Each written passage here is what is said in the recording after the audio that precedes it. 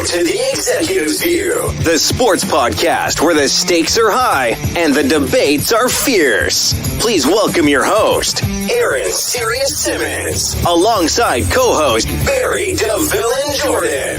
Each week, we bring you into the boardroom where the elite minds of sports converge. From the gridiron strategies to the business behind the ball, we tackle the hard-hitting questions and give you an insider's perspective. So pull up a chair and join us at the table where champions are made and legends are born. This is the Executive's View. Let's get down to business.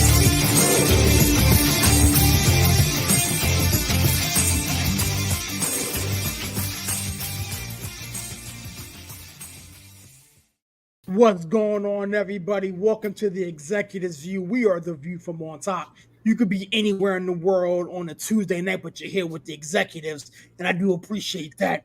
You guys know I don't do this by myself, man. I got a slew of brothers that are ready to chop it up. But before I get into these gentlemen's introductions, I would like to urge you guys to like, follow, and subscribe. If you see the page, share the page. We're also on Spotify. My man Larry right there is going to be cutting some stuff up and throwing it on our IG page, man. So we got a lot of stuff get ready to pop off in the next couple weeks. But let me get these gentlemen in here, man. Villain there with the WWE belt, my co-host. Man, what's going on, my guy? How we doing this evening, sir? Villain, I'm in the building. I felt some type of way today. I just felt like I need to put the belt out there. But no, I'm the champ. The champ is here. Wow. The champ is here. Now, you know, because funny thing was, after UConn got the back-to-back, I meant to be on the show with a belt, but I was on vacation, so I couldn't flaunt for Chandler because I know Chandler loves my UConn Huskies. So, fill me with no hands, though, my people. Fill me with no hands. Feel you. Love y'all, brothers. Man. Speaking of Chandler, CK is in the building. What's going on, Chandler? How we doing this evening, sir? I am here. That's a plus. That's a plus, man. Good to see you, man. I know you're dealing with a lot, man. I'm going to let you get in where you fit in this evening. Larry's in the building, man. Houston, son. What's going on, my guy? How we doing, sir? Yo, what's up, fellas, man? We doing good, man. Hey, don't sound like that, man. Me and we chopped it up yesterday, bro. Yeah, y'all did, man. Man, we chopped it up yesterday, bro. We should have recorded that with Chandler, man. That was a good combo, bro. Yeah, man. Hey, it's all good. It's all love, man. I'm glad everybody in the house tonight. Hopefully Steve pop in a minute. Speaking of Steve, a.k.a. Coach Lazar, you know what I'm saying, is in the building, man. What's going on, my guy? How we doing? By the way, congratulations on your promotion, man. You want to tell the people what we're talking about, man? All right, yeah. After a couple of years at East Carolina, I felt like it was time to move on. Look, Coach Houston and the staff at East Carolina have done an amazing job, like embracing me. The time I spent in Greenville will always be special to me. It was my introduction into high-level college football. But I'm on to bigger and better things now. Recently, I just agreed to become the coach at Purdue. Boiler up, boys, boiler up. So we had a pretty shaky start against Washington. We were able to pull out the dub. But next week we go into Kyle Field to play the Aggies, the defending national champion Aggies. Of course, this is a football game because, of course, I mean this wouldn't happen in real life. Texas A&M winning the championship. I was gonna let you keep that moving for a minute. Let you keep it going, bro. This is clearly a video game, guys. So we're going into Kyle Field next week. It's going to be tough. Sophomore quarterback, first start on the road, but we're up to the challenge. Awesome, man. I wish you and the rest of your Boilermaker crew the best of luck as you guys attempt to become bowl eligible and make a run here. You know what I'm saying? But I ain't gonna waste anybody else's time, man. That game is insane. I got my hands on it. I'm gonna be I don't know what I'm gonna do yet. But with that being said, I know my man Villain only got a short little bit of time with us this evening, so I'm gonna go baseball first, and this may take up a good portion of time. There was over the past couple weeks some chatter going on, if you will. Some, I don't want to call it some back and forth between some players. There was also a situation where a batter had almost had the cycle, and he was pitched up and in. That actually happened today. There's a lot of unwritten rules of baseball. And I kind of wanted to get you guys' position on how you felt about it. You could take it where you feel like you need to. Villain, talk to me, guy. You know what I'm talking about as far as the trot around the bases from Soto, the up and in pitch this afternoon with the guy that was contending for a cycle, and then there was some retaliation after that. Man, tell me how you feel about these unwritten rules in baseball, and let's go on the diamond for a little bit, man. How you feel? Listen, I had to take the bell off because I might get a little animated. So, what's his name? Siri on the Tampa Bay Rays had like almost a 40-second trot around the bases doing like I've been listen. The first time I would have faced him again, I'm putting a ball right in the middle of his back. All right, I don't give a damn if it was a tie game and he was the winning run. I would have put one right in his back because that is crap. Like trotting around the bases like that, showing up, and then has the nerve after the game to talk about this isn't a great place to play or something like that. The fans boo everything. They boo their own players. Like, dude, shut up. Even your own manager had to check you. Kevin Cass had to check you. He did it Saturday and he did it Sunday. Or was it Sunday and Monday? I don't even know. He was on one the whole weekend, trotting around the bases, taking 35 to 40 seconds. Judge did it even as slow as he did just to show him up and gave him a stare after he hit that bomb, a 3-run bomb. I think it was on Sunday. So, dude is a clown. You know what I mean? Like, he gets mistaken for a phone. You know what I mean? Like, every time somebody calls his name, you think you about to get directions to the local pizza spot. You're not talking about a baseball player. This dude's a clown. I would have hit him right in the back. Wow. Okay. I mean, he took the WWE belt off, feeling kind of spicy, man. Yo, Chandler, talk to me. My man got his hands raised, ready to do some stuff, man. Talk to me, CK. You know what? The Yankees and the Rays don't like each other. They really don't like each other. It's personal. So my only issue with him is, dude, you were losing 4-1 at the time you decided to take the stroll through Central Park. Now, if you were up 6-1, okay, I ain't gonna say nothing because you know what? If we don't want you to hit home runs and take 3-mile jaunts, then we should pitch better. Okay, but at 4-1. You're going to get somebody on your team hit, and that's my issue with him because he ain't the one that's going to wear it. Okay? Right. Somebody on his team is going to wear it. Y'all know how that works. Somebody on his team is going to wear it, and now your team's in a brawl. Now you're going to lose one of your players, all because you want to be a clown while you're hitting under 200, by the way. Siri is a really talented player. This kid, he's got 4 tools. He don't hit for average, but the kid's got power. He's got speed. His defense is freaking amazing. There's nothing this kid can't run down. Okay? And he's got a pretty decent arm. Okay? Stop being a clown, yo. Stop being a clown. And that nonsense that happened to Bobby Witt Jr., man, miss me with Torey Lovullo talking about we wouldn't do that. Man, shut the hell up. He's 3 for 3. About to go for the cycle, and he accidentally, missed me with that. Missed me with all that. Yeah, exactly my point.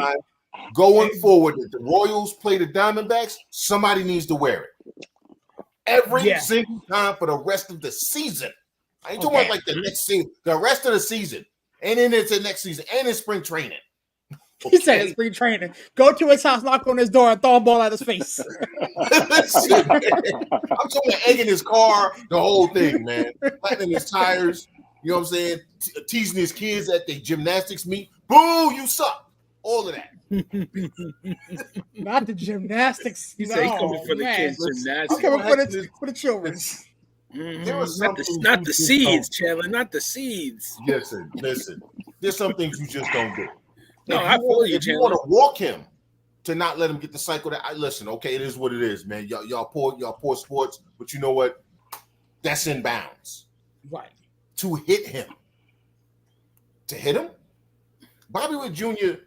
is a very respectful kid. He's not one of these. He's not an a-hole. Okay, He's a good kid. He's the face of baseball right now. Let's be honest, one of the faces. Okay, you could have hurt him. I mean, I don't understand what the hell's going on in baseball now. Okay, Yeah. I don't understand what's going on in baseball. Everybody want to let him play. That's all well and good, yo, but you need to understand the rules of the game too. You know what I'm saying? You want to express yourself. You want to do backflips down the line in your own room, I don't give a damn. Okay? But you don't hit somebody because they're going for the cycle. That's all I got, guys. No, because you know what? You're the Coach Lazar, head coach of the Boilermakers, and Larry's team. They had my man Alvarez that hit for the cycle. He didn't get one up and in on him when he went for the double, right? Because he had to get a double. Hey, they buzzed him back a couple of times, and they did buzz him. They did buzz him. A little bit, but they pitched to him, right? They pitched to him too. Like, I don't understand. Like, I've never seen anybody go for a cycle and got pitched up and in. Like, I mean, I come from the era, and I don't mean to cut you guys off, but I come from the era, man, like this bat flip joint, man, you did that the next time somebody's wearing one. Yeah, between the ears, okay? Like, now the bat flip is like it's like a Tribe Called Quest song, Youthful Expression. Like, that's how they express. Like, dude, if I was on the mound in Babe Ruth or Little League and some kid bat flipped on me, I'm putting one in his back. I'm old school, 70s, 60s style, old school. So I just don't understand how they do it these days. I really don't. Well, here's the thing, like the bat flip aspect of things, again, I get it. Don't get it twisted. Like, I'm of the era of, if you don't want to see me smack the ball into the cheap seats, don't pitch me to where I can do that. But this situation right here with Bobby Witt Jr. is inhumane. Let me go ahead and give Coach Lazar. I'm gonna call him that from now to the rest of his life. Let me get Coach Lazar an opportunity, an opportunity to talk about it, man. Like, you see what the discussion is like. Bobby Witt Jr. got smacked, when he's a single away from a cycle. Managers were ejected. We got some chirping back and forth between the Rays and the Yankees. Your man was pitched up, and then talk to me, man. There's some shady stuff going on in baseball right now, and there's some unwritten rules being broken. Talk to me. Yeah, baseball's unwritten rules are all stupid and dumb and antiquated. And it's dumb. It's one of those things where it's like, oh, you don't show up. It's like, okay, you don't want me to hit a home run, like, pitch better, I'm gonna hit a home run. It's like the 2-minute trot around the bases is like, that's a little bit much. But I'm not mad if a guy pimp a home run a little bit. And then, like, again, Siri, Larry's familiar with him as I am, former Astro. This is what he does. He hits 189, but when he hit that 410 feet, he gets his money's worth. So to speak. So it's so a guy who don't hit many, when he do hit him, he hit him a long way, and like I said, he gets his money worth. So it's like the whole thing with Sirius, like, if it would have been anybody else on that team, I'd have been like, oh man, I don't know. Seeing that it was him, I'm like, par for the course for Jose Siri. So I wouldn't even really, but yeah, I mean, Yordan Alvarez, there's no love lost between the Mariners and the Astros. Right. Yordan Alvarez has terrorized the Mariners ever since he first stepped on a major league diamond. He has terrorized the Mariners, and we don't have all night for me to go through the long list of things that he has done to the Mariners. But they was like, you understand, some things are bigger than baseball or bigger than whatever. Like, it's like a guy's getting ready to do something historic, you give him a shot to do it. You throw a better pitch, you do whatever like that. It's like the Diamondbacks.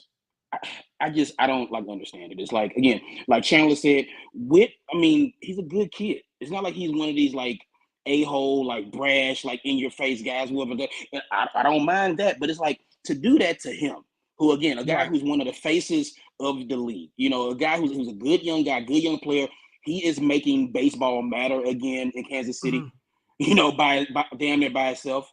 He has people caring about the Royals, who I forget even exist sometimes. Yeah. But like, baseball's unwritten rules. It's like, don't steal of your ahead, and don't do this, and don't do that, and all this. And it's like, I don't know. Like, I'm gonna let Larry get in on this because it's like, I've said this for years. Like, baseball's unwritten rules are old. Like, it doesn't matter to me. It's like, again, I am a guy. I'm in a weird generation where it's like, I am young enough to remember how cool, like, baseball used to be kind of cool. You know what I'm saying? It was like, you had Junior, you had Barry Larkin, you had Frank Thomas, the Big Hurt, you had, you had guys, baseball was cool. You had, it's just now it's like you have these people who baseball has to be serious all the time and it can't be fun. It's like, it can be fun, it can be cool. Like, these unwritten rules are stupid, and I feel like they're kind of going away, as like, you have a different fan base. These people, they want to see big homers, they want to see bat flips, they want to see guys like getting into it. And it's like, I don't know. I'm all for the growth. I love baseball. We all love baseball here. I'm all for the growth of the game. And yeah, it's like baseball, there are the unwritten rules, but I feel like there needs to be some tweaking to some of these unwritten rules. Yeah. Larry, talk to me, my guy. You hear what's been going on against the rest of the fellas here, man. Get in where you fit it, man. Where you laying at on us? Oh, man, y'all know how I am already, bro. I mean, I'm all for sticking up for your teammate. Like, hey, bro, you hit my player, I'm hitting your player. I'm all for stuff like that. I'm all for, hey, look, I love the brawls in baseball. We fight. One of us fight, we all fight. I'm all for that stuff. Honestly, I don't have no problem with, like, if I hit a home run, man, I'm doing the Michael Jackson Beat It, and I'm moonwalking, and I'm doing whatever I want to do, because you know what?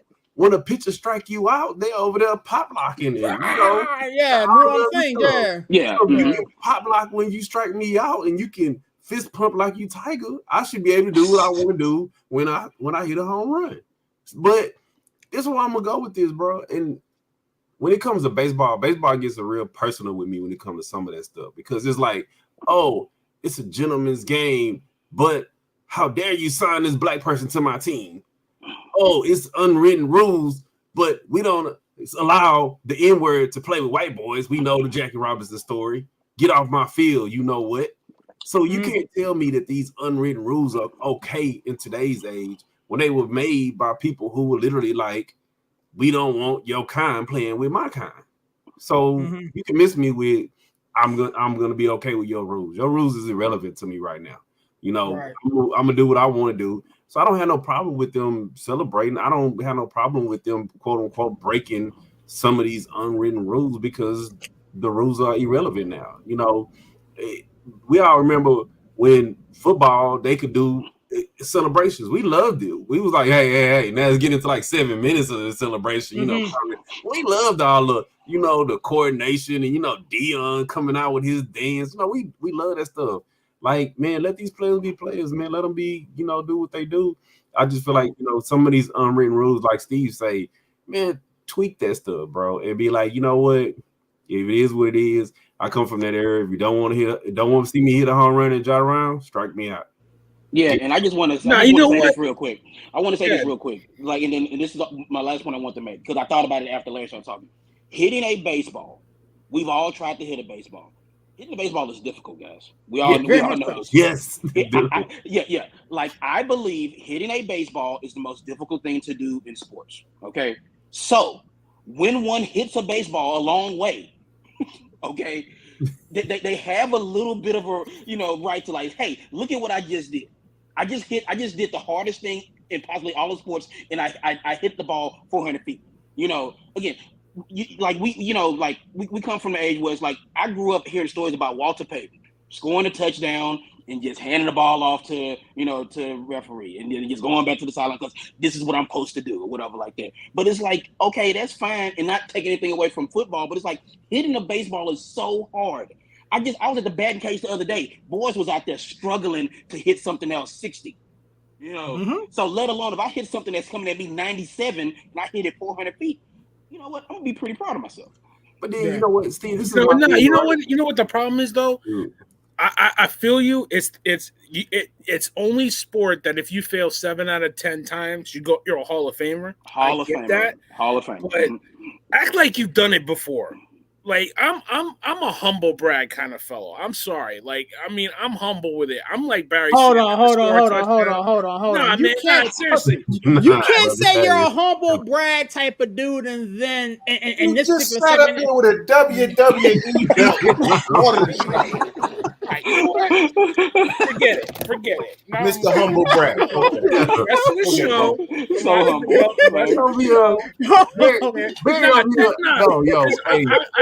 I still feel Barry Sanders when he scored a touchdown, he handed the ball up and that was it. I'm not in for the 7-minute theatrical But everybody's moment. different. That's the thing. That's cool. That's cool. But like for me, for football, like not for baseball, like I don't need a 40-second trot around the bases. It's one thing to trot around the bases slow. It's another thing what this clown Siri was doing with all the point in the post, stopped at the freaking third base, looked around. They got to do all that. Like, dude, I'm putting one in your back. I don't care if it's if you put some fun in the game, bro. You're showing me up as a pitcher. Yeah. I'm gonna put one in your back. But what about when the pitcher strike him out? The pitcher doing all that stuff. Yeah, Siri's the extreme. Siri's extreme. What the pitcher do, Larry? I get it. When pitchers strike out players, they do the most too. Listen, they don't do like that. Do you see a pitcher at strikeout the last batter of the inning take 40 seconds to get off the field? Yes, Awabowski did. Wild Awabowski did. They scream and flex and grab their nuts. Wild Awabowski. I'm old enough to remember all these guys that used to do this in the 70s and 80s. Okay, pitchers I'm talking about. Okay, with Dennis Eckersley would stand there and damn near do what was that wrestling team that did some chop. DX chop. Dennis Eckersley was doing that on the mound after he struck people out, yo. Come on, son. Listen. I'm putting one in your back. You can't equate picking home run trots to what Siri did. What Siri did was being a clown. Yeah. What the majority of them do is just enjoying the fact that they just did something that's hard as hell to do. Okay? Yeah. So let's not equate what Siri being a clown with these other guys just express themselves. And that's, I think we're conflating some things that shouldn't be. There's a couple of these guys that do it. Listen, man, I'm going to punch you in the face right on the field. Right? But for the majority of them, look, listen, Juan Soto, all right, usually takes about a 24-second home run trot, bro. All right? His average home run trot is 24 seconds. Don't take 24 seconds to get around the bases, B. Don't. Yeah. I mean, this is the same guy who Kirk Gibson. Look, I'm Juan Soto. Look at me. Yeah. You know what I'm saying? It's like I'm doing all this here. You know, it's what I even tell you, these dudes come out with like hype music now. So how you gonna have me come out listening to DMX and I'm supposed to hit a home run and be calm? Man, with that, man. That's that walk-up music, man. It's that walk-up music. It's like walk-up music. That's for the crowd. But it's like it's funny because they pick their walk-out music, bro. But that's for the crowd to get them amped too. That's the crowd to get them. But see, it's funny because we're talking about this, and I know you Yankee fans remember this. Josh Naylor hits the home run in Cleveland. They still down 3 or 4 runs. He's rocking the baby. He's yelling and screaming. I wanted to put one in his. I wanted to put one between his eye, Lord. And I'm like, bro, scoreboard, bro. It's like that was ridiculous. That's on the Siri side of the spectrum. You know what I'm saying? You know, and absolutely. And then you have guys who like, look, man, I just hit a home run. I'm gonna pimp this a little bit, and then I'm gonna trot around the bases or whatever like that. So there's different, you know, the pendulum swings both ways with this thing, and it's like it's crazy. But like that Naylor thing came to my mind watching Siri stuff the other day. I was like, yeah, absolutely. I wanted blood when he did that, and we got him back because you know, as soon as we recorded the third out, you know, Gleyber Torres rocked the baby right in the infield. But I mean, me when I was playing baseball, when I hit a home run, I just went around the bases, and like I would hope No, but seriously though, like when I was a kid, if somebody hit a home run, I gave up a couple home runs. I didn't want nobody freaking trotting around, you know, bat flipping and shit, making me, embarrassing me out there. So, it's I don't know. Dude, but you gotta remember, we live in an age now where dudes playing basketball and they shimmying and they doing all that stuff. I don't make it right, God. I don't like that either. I don't like the AAU generation either. Oh, that gritty stuff. I'm not saying we do, but we live in that generation. That's why we can't. That's why we can barely beat Sudan, because these dudes. But let's not act like we didn't have like Mark Jackson doing a little jiggle and stuff like stuff like that. Let's not act like that was way back in the day. I know he did hit that jiggle too. But Jordan, you know what I mean? The only thing I remember him getting monstrous about was the one time he went for the dunk and against the Knicks and got the layup, and then he was just like, screaming at under the basket, and then the shrug. That was it. That's all I remember. But these dudes hit a three and they doing like the press down and like. Yeah, but my thing it's the era of sports that we're in, though, man. Yeah. Like I know, it's different. I'm getting too old, man. The excessive is where we all say that's doing too much. But I'm not gonna take away them enjoying themselves. I'm not a fan of that. I'm not saying, oh, you need to, be like a statue walking around. It's a freaking game. You get excited. I mean, but Joe Horn pulling out a cell phone from under the upright and stuff like that. I love that. That was epic. T.O. dancing with cheerleaders. And T.O. eating the popcorn. I love those. That was insane. Look, y'all know me. I love when T.O. win and Spike the Star. You would. Yeah, you would, of course. Yeah, of course you would love that. Of course you would. Anybody that's a non-Cowboys fan love that. Loved it. Anywho, speaking of the USA basketball almost losing Sudan, let's go ahead and talk about these clowns as they get ready to. Do we have to talk about? We got to. I requested it.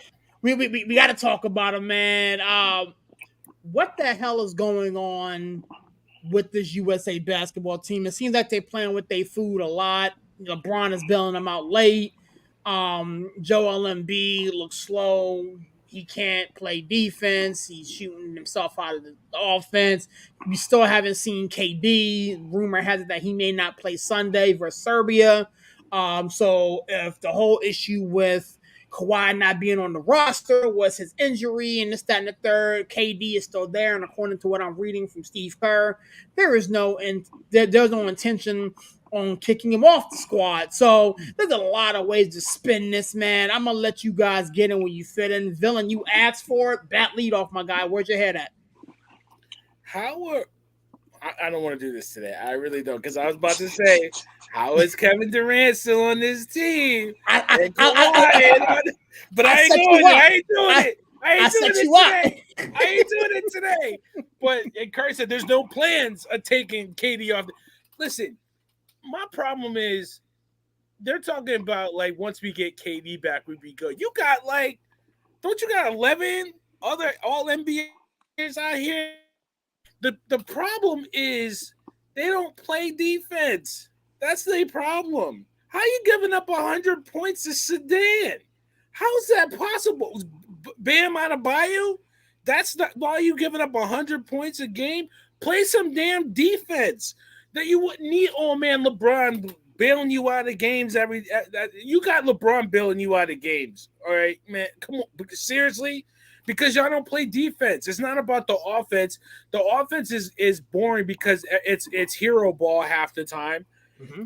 But you can play defense. Defense travels. That's why this team. You can say whatever you want. They're more talented than the '92 Dream Team. That Dream Team played a hell of a defense. And even though the talent wasn't the same, the talent's not the same, Sirius. You can't tell me they didn't play defense.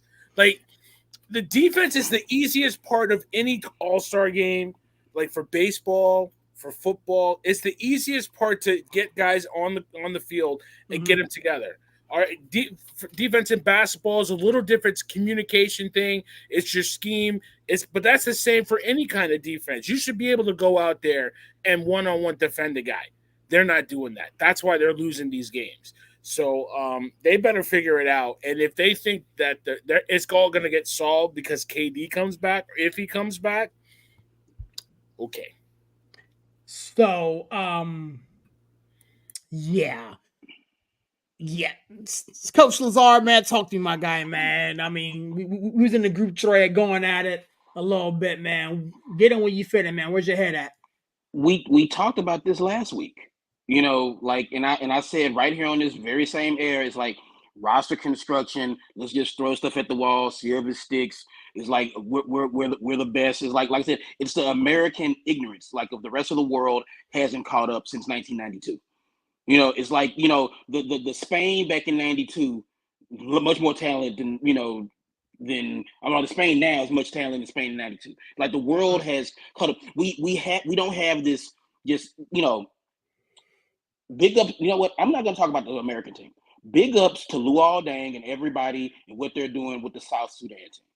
Okay, Luol Deng is putting his money where his mouth is because he stole a lot of it in the NBA. But like the money that he has, and he got a bunch of it. He's investing, and that's that word again that Barry and I were talking about last week. Investing the time, investing the money, and doing the work in trying to build something.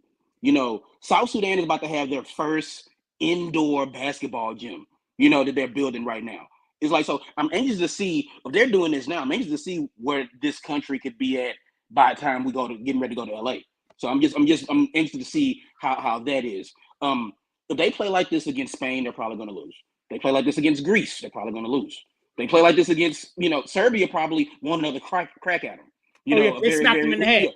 Yeah, very good Serbian team who really want another crack at them. So it's like, yeah, don't sleep on Canada either. Yeah, and I was gonna say, and I didn't even get to that. I was like, in Canada, they're young, they're aggressive. Like they could really put the United States up against. They got players. So yeah, they got players, and it's like, again, we give this guy a lot of crap on this show, but Giannis, it's like, again, Giannis, what he has done, he has gotten this Greece team together, and I don't know if you saw any of like the Euro champions, like, but like it's like a totally different. If he played like that with the Bucks last year, maybe they would have got out first. But anyway, you know, but it's just like, guys, like this is coming up on them soon, you know. And Kevin Durant is on the sidelines, chatting it up with Andrew Reese and chilling and hanging out and stuff like that.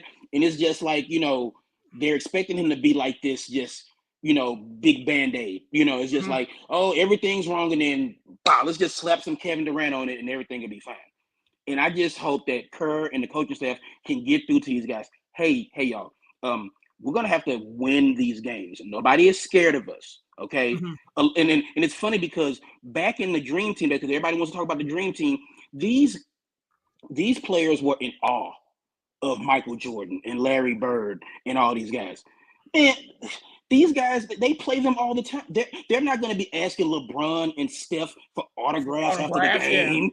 Yeah. You know, it's like they play against them all the time. Like they play against these guys because basketball has become a more international game. And it's funny how things come full circle.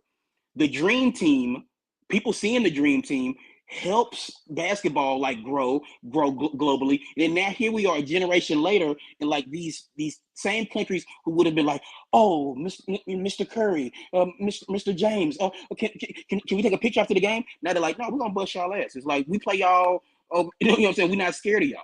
And it's just, I hope these guys realize this is not going to be a cakewalk, and they have to actually win the games. They can't just show up and people see the red, white, and blue and just cower. They got to go out there, play team basketball, because it's like, you talked about it. It's like AAU ball, and I despise AAU ball. Yeah. And you can't do that in the Olympics. Because why again, and I'm gonna say this and I'm gonna move on. It's like, we have a team full of professionals. The other countries have professional basketball players too. They're not in the NBA. They're not NBA where the best in the world play. I mean, but there is high level basketball being played in Spain, high level basketball being played in Greece, in Turkey, and all these other countries and stuff like that. So it's just like, the Olympics start soon with like opening ceremony is Friday, you know, or Sunday or whatever. Like, it's this weekend sometime. It's like, I feel like these guys need to do a few things. Like I talked about tweaking earlier. There needs to be some tweaking going on. We talked about what's going on behind the scenes in USA basketball, and it's just, something's riding in the house of Denmark, so to speak, with USA basketball. And I look again, this is the 2 weeks of the year where I'm like, go USA. Every 4 years for 2 weeks, I'm Captain America. You know what I'm saying? I'm rooting for the boys to win. But man, like, it's just not gonna be as easy as people think. Yeah, I don't think at this point people think it's easy. I do expect them to win. I do expect them to get their stuff together, but if they think that KD coming back is going to be a band-aid, they're sadly mistaken. And I want to spin this the other direction for you, Larry.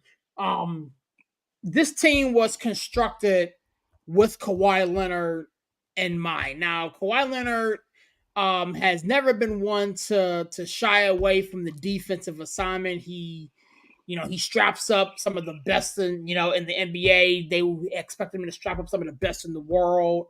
That's the reason why, in my opinion, Jrue Holiday is even on this team, is because of his attention to defense and his attention to being a pest, so to speak.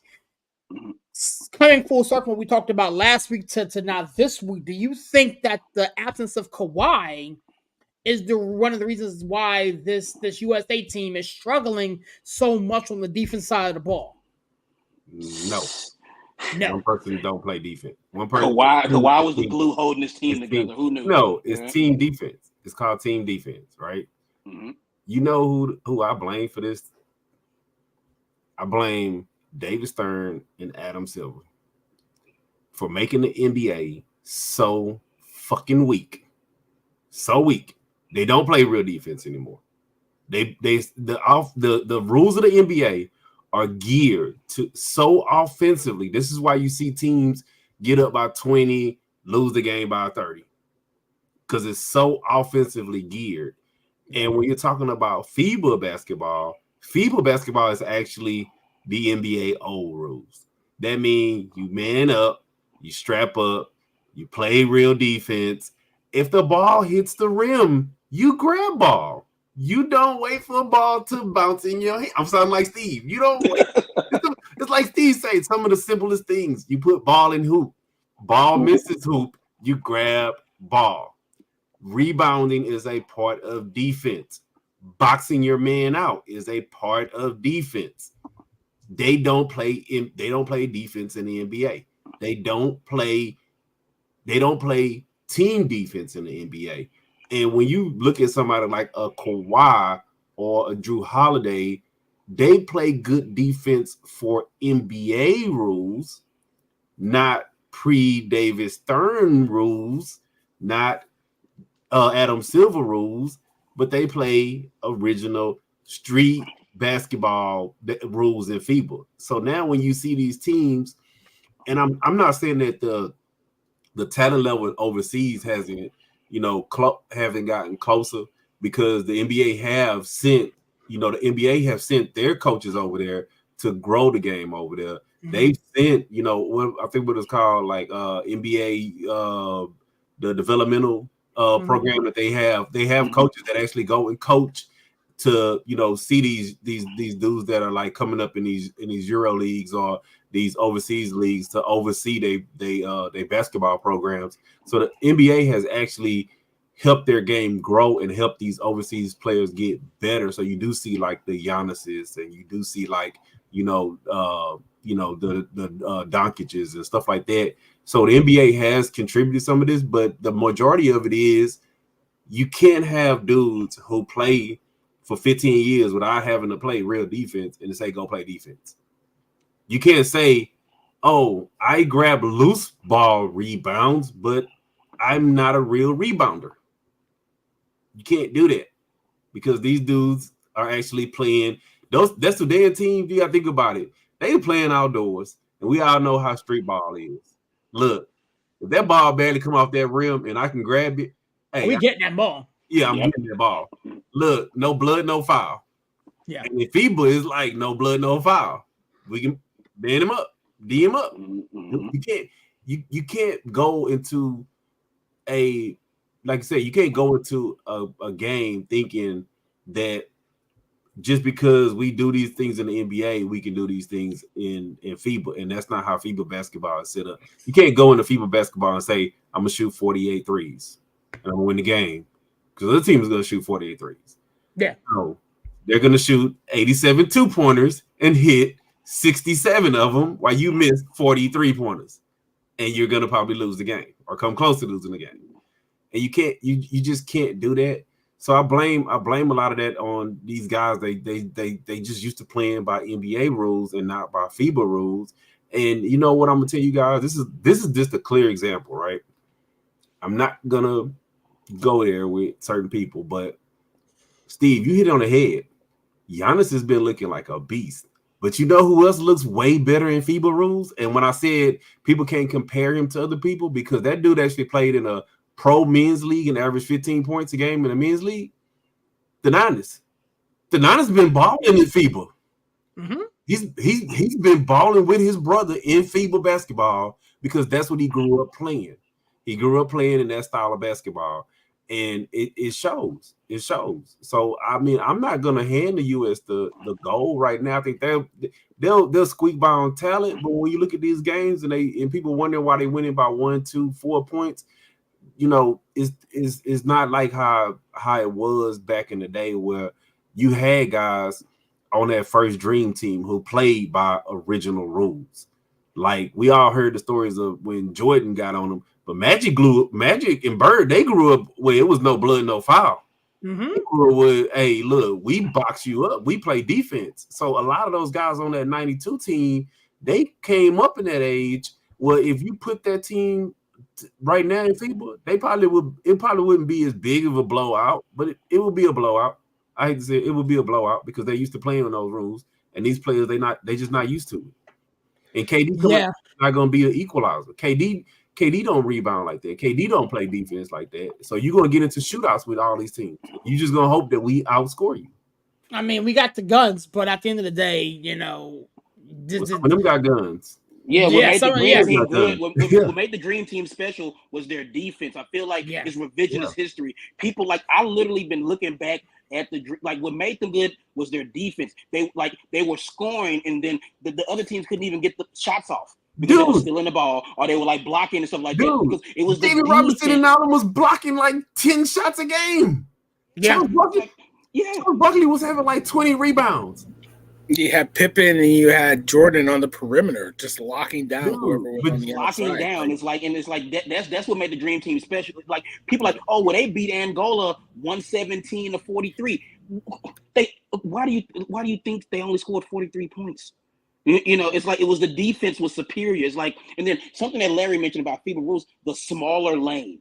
Yeah, you know, a guy like Embiid who can't just sit down in the lane and just set up shop and just sit down there. It's a different. You have to move a little bit, Joel. For a guy who's having trouble moving, FIBA rules ain't exactly kind to a guy like that who that. Dude. So why the hell is Joel Embiid on? No, let me stop. That's a really good question. That's a really good question. I wanted to tell you, did y'all ever read who should have been there instead of Embiid though? Well, I'm not saying Embiid shouldn't be there at all. Embiid shouldn't be there at all. But who would you have there instead, Chandler? I would have taken, let's see. Actually, I would have taken the kid from Indiana. Miles Turner? No. Yes.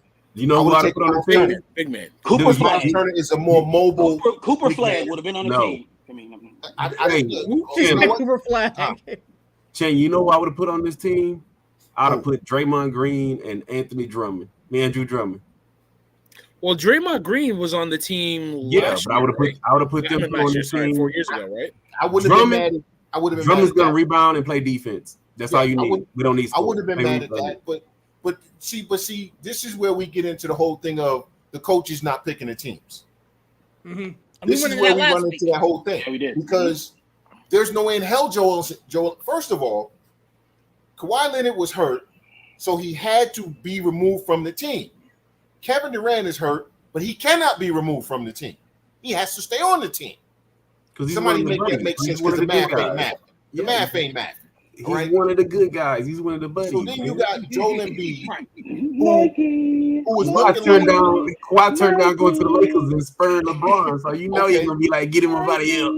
you got Joel Embiid looking like Jollof Rice Joel Embiid, who left a trail of damn grease and sweat up and Not down. the Jollof Rice. The Jollof Rice Joel Embiid. Y'all remember him? Weighed like 400 pounds, couldn't breathe, and could only play 2 minutes at a time. All right, he shouldn't be on this team. But the biggest issue is the coaches aren't realizing, and I'm putting on the coaches. Put your best damn lineups out there. If you hurt somebody's feelings, and you hurt their damn feelings. Okay? Because I keep hearing that this is the greatest collection of talent. This is a better team than the Dream Team. First of all, every single player on the Dream Team made the Hall of Fame. Every single one except Christian Laettner. All right? And I think he's in the College Basketball Hall of Fame. So you literally had a team full of Hall of Famers. Everybody on this team ain't making the Hall of Fame. Drew Holiday ain't going to the Hall of Fame. He might go to his hometown Hall of Fame. That's about it, bro. Chandler, right? You also everybody gets into the Basketball Hall of Fame, though. Like that's what I know, but literally everybody. If you have picked up a basketball, but you also might be able to make the Hall of Fame. Chandler, but I'm gonna tell you this. Everybody on the original Dream Team was either first or second team all defensive at some point in their career. You also had a team full of guys who understood the value of play, because in college, that's how they got their minutes. People didn't realize Patrick Ewing had an offensive game because of 4 years at Georgetown. He never got to shoot. All he got to do was dunk. And then he can't believe it. Oh, my God, he's got a jump shot. What the hell? Where the hell was that, John Thompson? John Thompson, I didn't need him to shoot. I needed him to play defense. So he played defense. This team, you have enough players to play the FIBA style if Steve Kerr would give that group the minutes.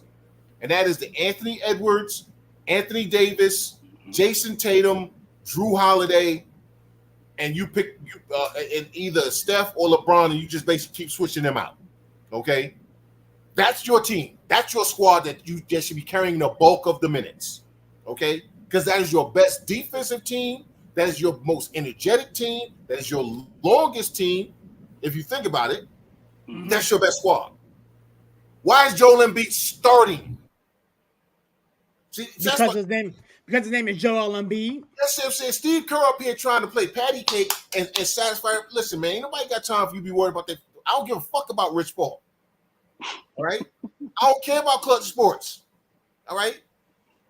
Y'all better get a gold medal, because the reality is, bruh, that French team is coming.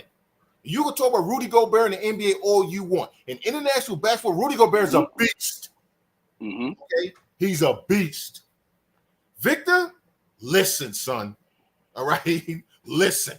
He's going back to where he made his bones at. All right? As a 16-year-old, as a 17-year-old. All right? Y'all already talked about some of the other teams. They play like this. The French team is going, man, listen, they're going to dog walk them. Oh, and the fact that you're counting on the 40-year-old to carry you, I know it's only 6 games, but the fact that the 40-year-old has to keep saving you, one of these games, the one a day, you know what I'm saying, the Centrum Silver, okay, it ain't gonna kick in, bro, right? And that day, that knee gonna hurt, that back gonna be a little bit stiff, that shot gonna be a little bit short, and then what you gonna say, Steve Kerr? Well, you see, what had happened was, this is the perfect illustration of people thinking they can throw their jerseys on the court and win. That's not how this works anymore, bro. That's not how this works anymore. And I am going to lay the blame at the feet of the people who constructed this team, which is the USA Basketball honchos who plan all the politics on both of these teams, the women's and the men's, all right? And then the coach, Steve Kerr, who's more worried about satisfying people's feelings and agendas than he was with winning. Yeah, I think this is a big issue at hand. And you know what? I haven't really spoken much on it because I've been letting you guys eat, but I actually echo the sentiments of Chandler. You know, so at the end of the day, you got to put your best 5 out there and rock with your best 5. Now, my best 5 will consist of Anthony Davis at your 4. You throw Anthony Davis at your 5, Jason Tatum at your 4, LeBron at your 3, and at your 2, and let Steph play your 1 and go to work. You know what I'm saying? Devin Booker hasn't played a lick of defense since he left Kentucky. Why in the hell is he playing significant minutes? Aaron, but you gotta remember that Anthony Davis don't like playing the 5, and he refuses to play the 5. But international basketball literally is tailor fit for the way he likes to play. I get it. This should be at the 5. He should eat in international. This dude is averaging 4.5 blocks a game. But he playing the 5. But he playing the 5. He doesn't want to play the 5 in the NBA. I get it, but in FIBA, like Steve alluded to, it's tailor made for him. It's tailor-made. Again, if we get into Sunday's game versus Serbia, and that's not your starting 5, I don't care if Kevin Durant comes back or not. Sit on the bench, work yourself back up. You know what I'm saying? But that will be the 5 I'll start with, because with Anthony Edwards, you got that youth movement. He's gonna break somebody down and put him in a poster. Steph Curry, as soon as he steps in the court, it's bomb city. LeBron James is him. I don't care what you guys think, that brother is him, especially playing right now. He's doing the thing dizzle. Anthony Davis is tailor-made to play this style of basketball. Point blank, end of discussion. We just sat here and had a conversation about the NASA's Antetokounmpo averaging 13.5 points in international play. In the NBA, he barely gets 13 minutes a season. Miss me with this whole he doesn't play the 5 nonsense.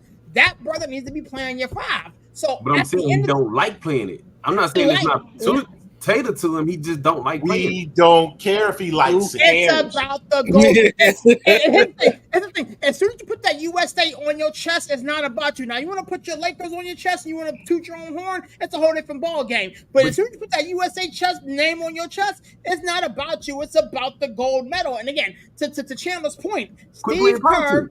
He said, Chandler said it. Quit playing politics. Exactly. Steve Kerr is a little sissy right now, and he's trying to placate everybody's ego. Now, I will say this. Now, before I even go down that particular road, I understand it's exhibition. You want to see which matchups work. You want to see which collection of players play well together for certain sports of time. And at the end of the day, you ask LeBron James to put on a Superman cape and win you a ball game. I get it. But if we get to Sunday morning's basketball game, and Joel Embiid is the starting 5, I'm coming off the drums and I'm going off. Because there is no reason that Joel Embiid should even be on the damn team, let alone be a starting 5-man in FIFA basketball. He's too big, he's too slow, and you're just placating somebody's ego by having him on the damn roster, let alone in your starting 5. Boom. I mean, there it is. I know you're trying to tweak. It's an exhibition. You're trying to get a feel for the team. You're trying to get a feel for the lineups and stuff. But this is like an unimpressive 5-0 for me, it's alarming. And I understand that Anthony Davis doesn't want to play the 5, but you know what? I don't give a damn.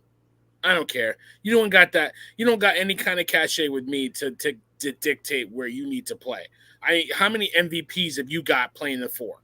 You know what I'm saying? You got one ring holding on to LeBron's coattails in the hotel where you won the COVID title. I mean, other than that, what have you done? You know what I mean? Like, you're underachieving in college. I mean, miss me with that. Play. Go play where I tell you to play, or get off my team. There's only a few guys on that team that can dictate what position they play. One of them's LeBron, the other probably is Steph Curry. Other than that, everybody else, get in where you fit in. I'm sorry. Right, yeah. Before you go, Barry, I know you got to leave here in a little bit. I wanted to kind of get your position on NFL training camps. You know what I'm saying? NFL training camp is coming. It's here. There's been some storylines, some holdouts, some more conversation about your stupid Giants that I'll let you breathe for now. Believe me, we coming back to that. Believe me. But underneath his collar already, man. Just let it out. We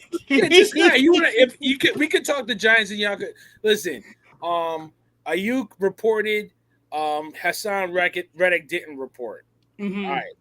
Yeah, but everybody wants to talk about why Saquon is on the Eagles and not on the Giants. That's y'all want to get the villain upset. That's what you're going to do. So go ahead. No, I mean, at the end of the day, man, like, there's been a lot of camp, I don't say holdouts, Ayuk did report. Jamar Chase is reported. He's talking about wanting to do Cam Hayward, T. Higgins signed his 10-year. CeeDee Lamb, Larry's favorite receiver in the whole NFL, has not reported. Jordan Love has reported, but has said he's not participating until he gets a new deal. Hassan Reddick, that you mentioned, of the New York Jets, is wanting to hold out Cortland Sutton for the Denver Broncos. There's another one. Tua, I'm not sure if he's going to report or not. He's in the middle of a contract dispute, wants some more money. There's some other players of note, but as we get ready for training camp, also Aaron Rodgers, downplayed. I'm not going there with that. I'm not going there with that today. But Villain, talk to me, my guy. How you feel about these camp holdouts? What could potentially unfold as training camp gets underway? I actually be on the ground up the street from where I live doing commander stuff, and then next weekend I'll be in the Trove doing my thing with my dad like I do every year, watching that unfold. But talk to me, my guy. How you feel? How do you make a trade for Hassan Reddick and not get the deal done? And you get to this point where you have a holdout. Joe Douglas has got to be the worst GM I've ever seen in my life.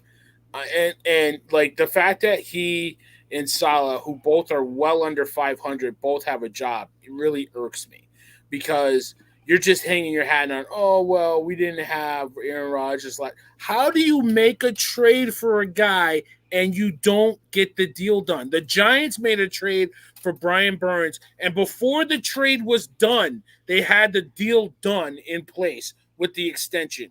Why didn't you do that if you're a Jets GM, if you're Joe Douglas? Why? Because you're the Jets and you're losers. You're losers, all right? The big L, all right? I am glad that Jordan Love is holding out. It looks like he wants about $50 million. I think if he got an extension or something, it would go to 53. So he's just looking for 50 right now, right? Which is just 50. But I mean, I see people saying, what has he done? He only had one season. Well, you drafted him when you did, when you had Aaron Rodgers in tow. You kept going back, kissing Aaron Rodgers' ass, delaying that 4 or 5 year window when you have a rookie contract for your quarterback. Now this is what you got to deal with. Jordan Love, pay that man his money, okay? Pay him, because guess what? He's your franchise quarterback. If I'm going to say, as a Giant fan, the Giants had to pay Daniel Jones because he's your franchise quarterback, the Packers have to pay Jordan Love because he's your franchise quarterback. That's it. It doesn't matter what he's done. As a quarterback, it's next man up. Trevor Lawrence got his bag. Justin Herbert got his bag. These guys aren't as successful in the playoffs. Jordan Love at least got a playoff win and almost beat the 49ers. You know what I mean? Like, he played pretty well in that game and had the 49ers on the ropes. So pay Jordan Love his money. I'm glad that CeeDee Lamb didn't report. Did Dak report? I didn't see if Dak reported. Did he report? Yeah, I think Dak reported. So Dak's betting on himself. I wouldn't have reported. If I'm Dak, I'm reporting, because the quarterback money is the quarterback money. He's going to get paid. CeeDee Lamb, these receivers getting their bag. He shouldn't report. Did Micah report? I don't see a report that said he didn't, so I'm assuming that he did. But if I'm CeeDee Lamb, I'm not reporting. And the Cowboys are in a predicament. They have 3 guys they have to pay. Oh, well, figure it out. You got to pay these guys. You know what I'm saying? Yeah. So, but some of the other guys that didn't, like Tua, didn't he just get a contract extension? No.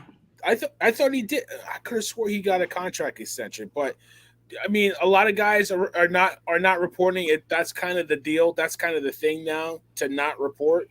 But if I'm CeeDee Lamb, I'm not reporting. Chase, I would have reported if I'm Chase. I mean, I think he's going to get his bread. I think he's going to get broke off because Burrow got paid. So I think the next in line is him. So I'm surprised that I'm surprised at his situation, but I'm not surprised that he's looking for his money because Justin Jefferson set the mark for the receiver class. 32 million a year. So something like that, yeah, next man up, right? So I'm not surprised that I'm not surprised, but I am surprised that you reported, but I'm not surprised because he ain't getting traded. So you might as well report. You're not getting traded, dude. I look at it like this: Jordan Love reported, but he's not participating in drills or anything until he gets paid. He's a hold in. So I mean, salute to him. I think that's a good way to do that. CeeDee Lamb did not report. Everything that I'm seeing right now, Jamar Chase is expected to report, according to what Zach Taylor said. There's been great dialogue and everything going on, but the likelihood of their getting a deal done with him before the season is not going to happen. A couple other things of note, but I wanted to give Chandler an opportunity to sound off about a couple of these, training camp holdout. I mean, Hassan Reddick being one of them. Peace and love, y'all. Giants all the way. I don't care. Barkley wasn't going to get the money from the Giants. He can be butthurt all he wants. He wasn't. Barry, be safe on the road, bro. Be safe on the road, my guy. We'll catch you next All one, man. All right, boy. Yeah, I'll be quick because I gotta deal with this dog and I gotta eat because my sugar's dropping. I second what Barry said, but I said this when Joe Douglas was hired that he never should have been hired, and I said the day after he was hired he should have been fired. And everybody said, "Oh, you didn't give him a chance." I didn't have to. I knew he was a clown from his press conference. From his press conference, I knew he was a clown. The fact that Hassan Reddick thing is, they presume that just because we have Aaron Rodgers, everybody gonna want to come there and be like, "I'll take less money." Hassan Reddick, nah, bro. I left the team that just went to a Super Bowl. I'm not coming in, not getting my bread. So the Jets already are doing Jets things. The Jets might win 6 games this year.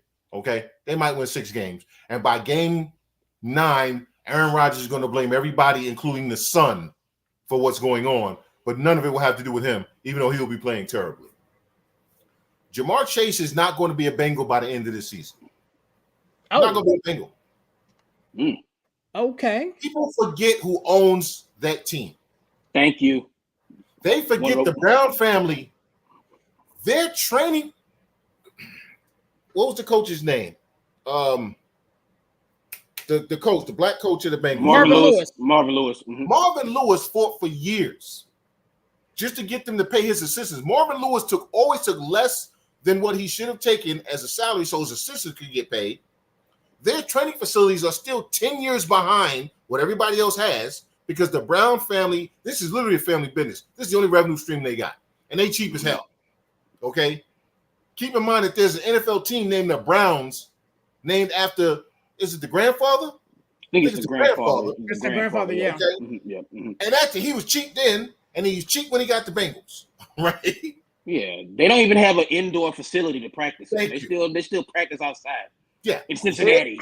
They're not going to pay Jamar Chase. This is the team that wouldn't pay Carson Palmer. I was a big Carson Palmer fan, but they should have paid that man.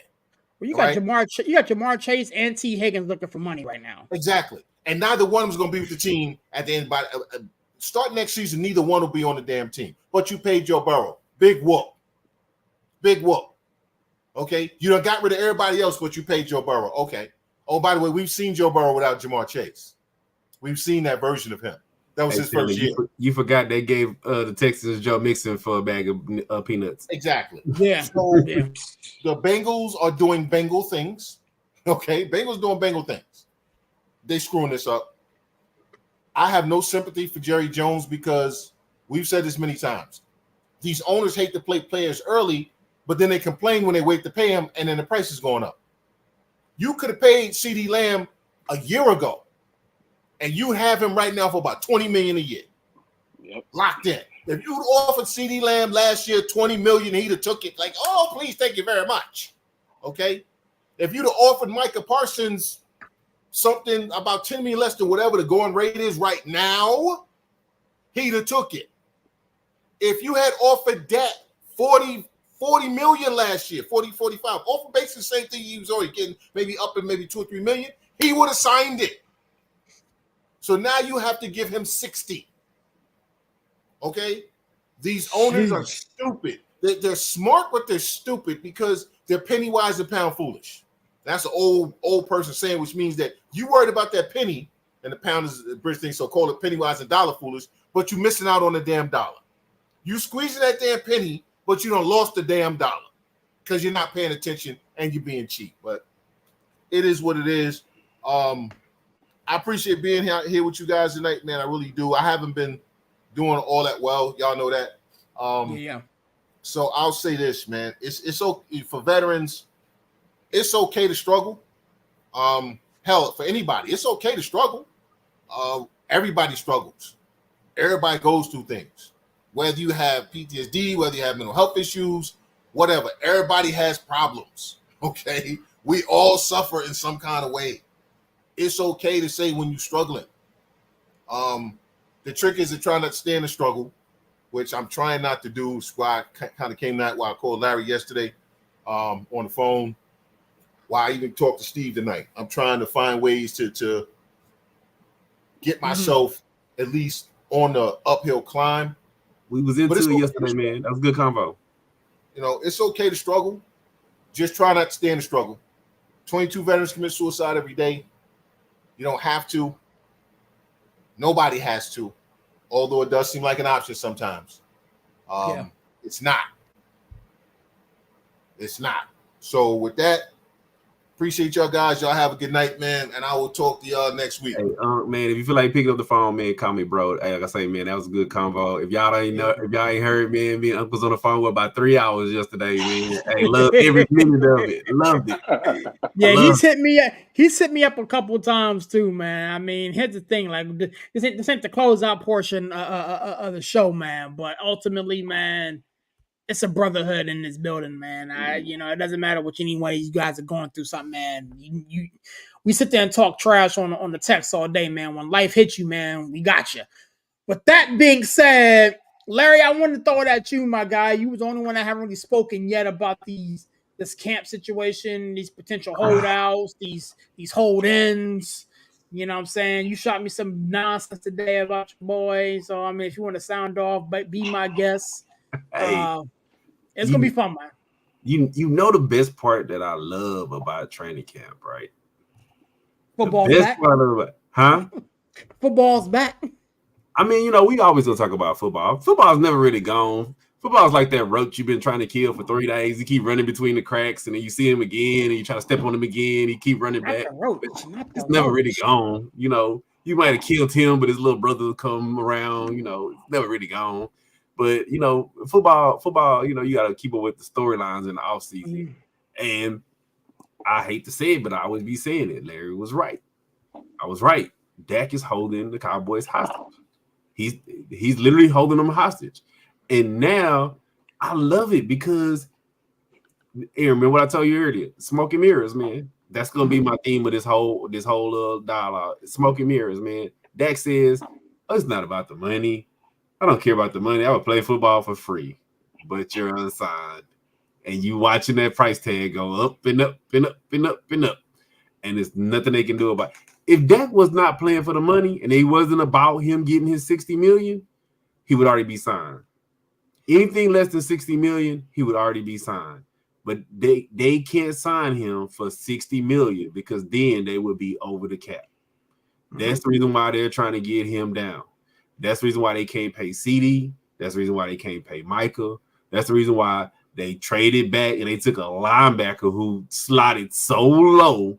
That's the reason why they only signed one person all free agency, because Dak is holding them hostage. And he's smoking mirroring us and saying it's not about the money, but it is about the money. It's always been about the money with Dak.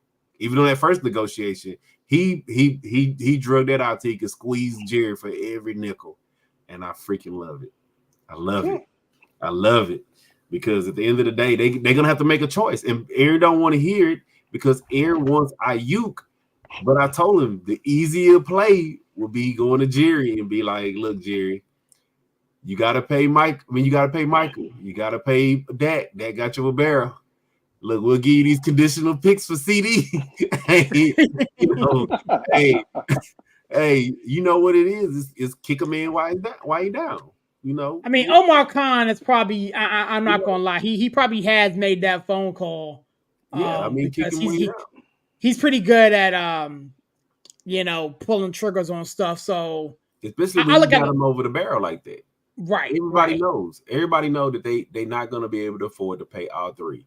And the two dominoes in that camp that I see that could possibly be moved is CD, because the wide receiver market, the prices are going up, but everybody know the way these receivers coming out of drafts and hitting the ground running, it's always a cheaper option in the draft or something like that. But I think that the two people that couldn't be had is CD and Lawrence can be had. Well, I think CD can be had. I think Lawrence can be had. Can be had. I think if you pitch it together, you can get a 2-for-1. Yeah, and that's exactly what I was about to go at. So yeah, it'll be interesting to see how Dallas plays this. But it's wild. Go ahead, homie. My so what the Ayuk thing was, we talked about it last week. I think Ayuk, he's trying to do that too. He's trying to get every nickel. And like I say, the players that Lynch want to keep, Lynch is gonna work out something for you. I felt $26 million and you staying on that winning team was a respectable offer. I don't think that because if you look at like Amon-Ra only got 30, but he's the focal point of the team and they're not paying nobody. The 49ers got way more heads they paying, and you're on a way better team. So what are your options? Like we said, do you want to become Alvin Harper, or do you want to, get close to that number and stay where you at? And I think that realization is coming home for Ayuk. He would have showed up to camp if he wasn't really trying to stay. Nobody's going to show up to camp and you're not trying to stay. You're trying to get out of there. Well, I'm not gonna say that because you run into the situation where you get fined and but they didn't have an open dialogue. Like I tell you, he wouldn't even came to the table to have open dialogue if he was serious about trading. He would have said, "Talk to my agent." They've been having open dialogue. He reported to camp. He wants to be there. He's just trying to squeeze out as much as he can possibly get. Like I said, for that team, and I feel like it was a respectable offer. It wasn't like they even told him we can even incentivize it where you are getting up to that 30 million. I feel like at that point he should have just signed, and then he has no leverage. He has absolutely no leverage. So I would have just signed. I get it, with all the dramatic stuff. Then at that point, I would have been like, okay, go ahead, dude. Let's trade him. Let's get somebody else. Like, the dream scenario. Like I told you, hey, we would have traded him and got Adams. Hey, I'm all for it. All for it. But personally, between you and I think that all joking, kidding aside, as much as I want Ayuk and Pittsburgh, with how this is shaping up, I don't foresee San Francisco really trading him. No. I really don't. No. I think that he is a tremendous piece to that particular puzzle. Yep. And ultimately, if the 49ers want to stay at the top of the NFC pecking order, you need Debo, you need Ayuk to still be Debo and Ayuk. Unless you upgrade Ayuk or get equal part to Ayuk, then you make the trade.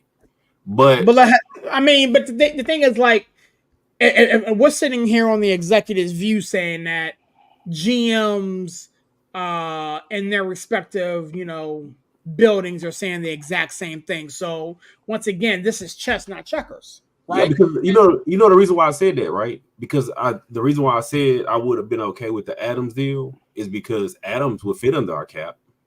He wants out of Oakland. Oakland has money to burn. Ayuk wants money.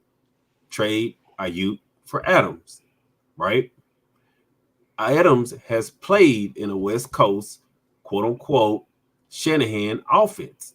So he would have seamlessly fit right into that 49ers offense. He might have took a little while to learn the terminology, but he's used to playing in that offense. So we know where we're going to get from Adams. So I was okay with a trade of that magnitude. I just wasn't okay with we trade our Ayuk and we get draft picks, or we get, you know, some player that may not fit in that offense. I was okay with if they did make the Adams trade. But now, you know, it looks like he's going to be there. He's going to stay. So now, you know, it's like, you know, you ever seen Liar? And he's like, man, I'm going to go sit up here and I'm going to bitch and moan and I'm going to you know, do all this other stuff. But at the end of the day, what are you going to do about it? Come and play, take your $26 million and, you know, play. He was making 14. You got $12 million more now. So, you know, have fun with it.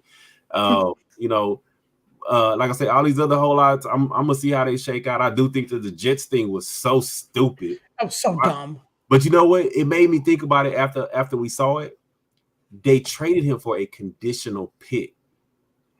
When have you ever seen and I get it, they being real stupid because this dude is a proven pass rusher go for anything less than a second.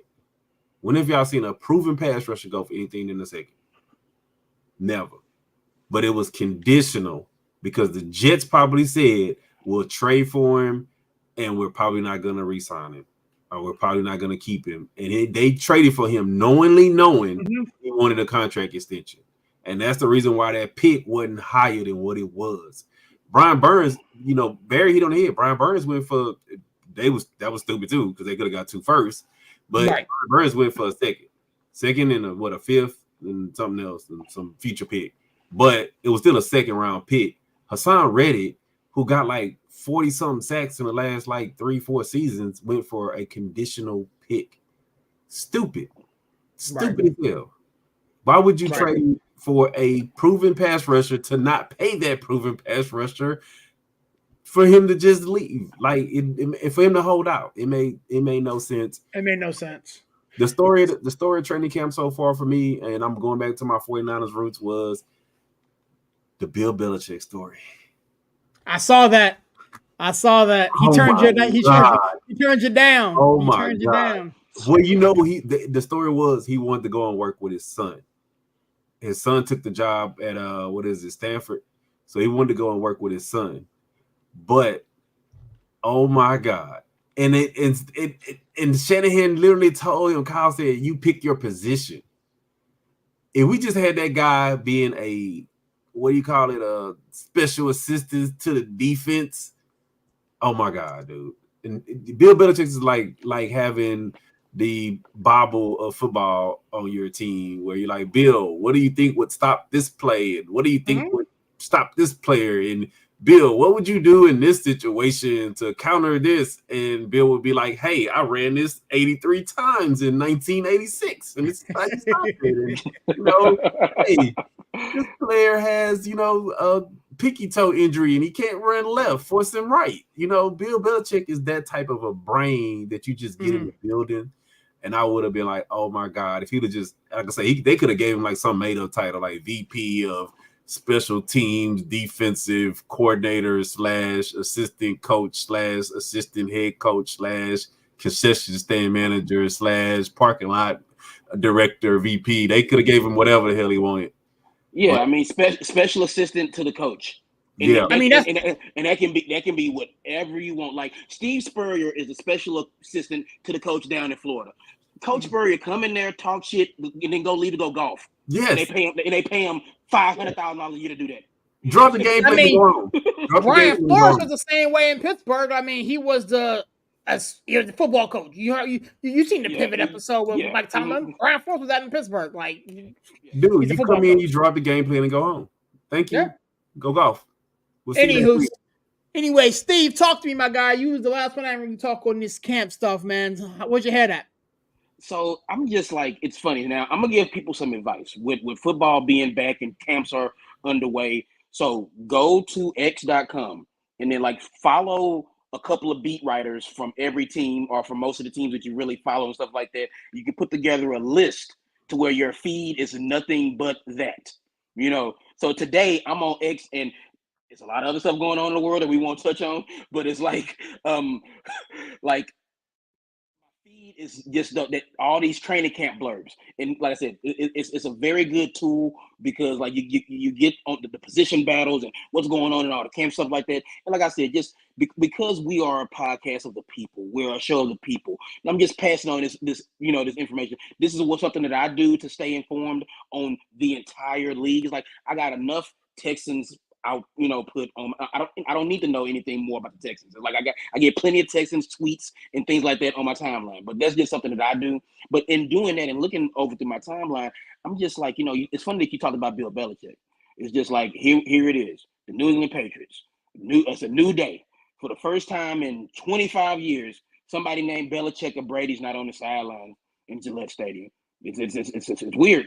It's crazy to see this. And I mean, I wish Mayo all the best, but it's interesting to see what they do. That they have a legit quarterback issue up there. I like Zappy. I mean, but you don't draft Drake May where you draft him for him to sit on the bench. Zappy balled a pretty nice amount when he was in there last year. Part of the reason why I think they traded him. Yeah. Zappy was in there like slinging that thing. I mean, but this is a kid who I've been watching since he was at Western Kentucky. So you got that. In the same division, I mean, the Bills. This is the Bills have not gotten any better. They've gotten worse. Mm-hmm. And Josh Allen already had a lot on his plate, and now he has more. His number one receiver is now playing in Houston. It's like they never really had much of a running game to speak of. They just said, all right, we got Josh Allen. That's enough. And it's like, is it enough? I don't know. So that's just something I was looking at with the Bills. Dalton Kincaid. Dalton Kincaid. Yes. It's like the Bills got a new stadium they building. And they got to figure something out. Now, again, it's Buffalo. They ain't going to lose too much of the fan base, but people will probably start kind of muttering, like, what are we doing here? But they won't lose the fan base. But, of course, not because it's Buffalo. And what they going to, watch the Sabres? You know what I'm saying? Right. But anyway, but so I look at that. I look at the Chiefs. I mean, it's funny. It's like the two-time defending Super Bowl champions, and everybody just like, oh, ho hum. It's like, there's been a lot of two-peats. There have been 3 and 4. There's never been a three-peat before. So the Chiefs are going after trying to do something historic. There's never been a three-peat in the NFL. Hey, Steve, but they trying to do something historic. But what's going on with Patrick Mahomes? He come in looking like the Pillsbury Doughboy over here. Yo, he got the dad bod, man. He got the dad bod. Yeah, man. My man enjoying the fruits of his labor, man. It's like he's chilling. You know what I'm saying? He will work himself into shape. As long as his arm is okay, he's fine. But he looking like James Harden. He looking like James Harden over here. This dude's wife is pregnant with the third one. I'm just saying, man, he looking like James Harden in training camp. He's been busy this offseason. And guess what? Week 1, he gonna be slim and trim if he's working. Patrick Mahomes is in the point in his career where it's like he ain't did nothing all summer, and then he gonna come in, he gonna work himself into shape. And this is why the Chiefs struggle early in the season, because it's like they're trying to build that chemistry. It's like Travis Kelce been, on dancing on stage with his girlfriend, and like Mahomes obviously been eating and making babies and stuff like that. So it's like, I mean, but again, at the end of the day, and I know you're salty, Larry, but it's like, I know because of what happened in the Super Bowl last year, whatever like that. But it's I mean, it's like the Chiefs are fine. It's just like Steve, you know what? I'm gonna go there, and I'm not gonna go about the Super Bowl. Come on now, Roger. What the hell are y'all doing? Y'all saw that they talking about not suspending Rashee Rice. Yeah. I was gonna bring that up. I was gonna bring that up. You throwing them too many bones. Yeah. Mm-hmm. Yeah. It's just like the Chiefs have had an eventful offseason, and and that's just another thing to pile on to them. And it's just like what they do with that situation is interesting to see, because like I've heard the same things where it's like. I don't know. Like I said, it's a Dallas thing. You know what I'm saying? It's like when somebody from Dallas is, you can't get mad at, you can't get mad at a dog for barking. You can't get mad at a duck for quacking. You can't get mad at somebody from Dallas for doing something stupid.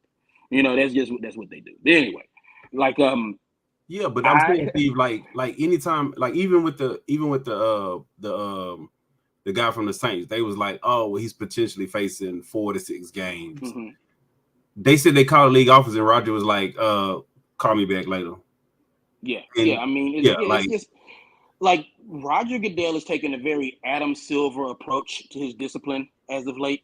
Mm-hmm. Roger Goodell came in, he used to be the Iron Fist, 8 games, 16 games, 12 games, and now he's lighting up a little bit when it comes to this, because it's like, again, at the end of the day, it's about the money. It's about it's the Chiefs, a player on the Chiefs. Like you're one of you're defending Super Bowl champion, whatever like that. But that's something where it's like I'm interested to see, like, the Chiefs the Chiefs kind of weren't the Chiefs. It's like they kind of like I said, they worked themselves into shape as the season went on, and then by the time you got to Vegas, it all worked out.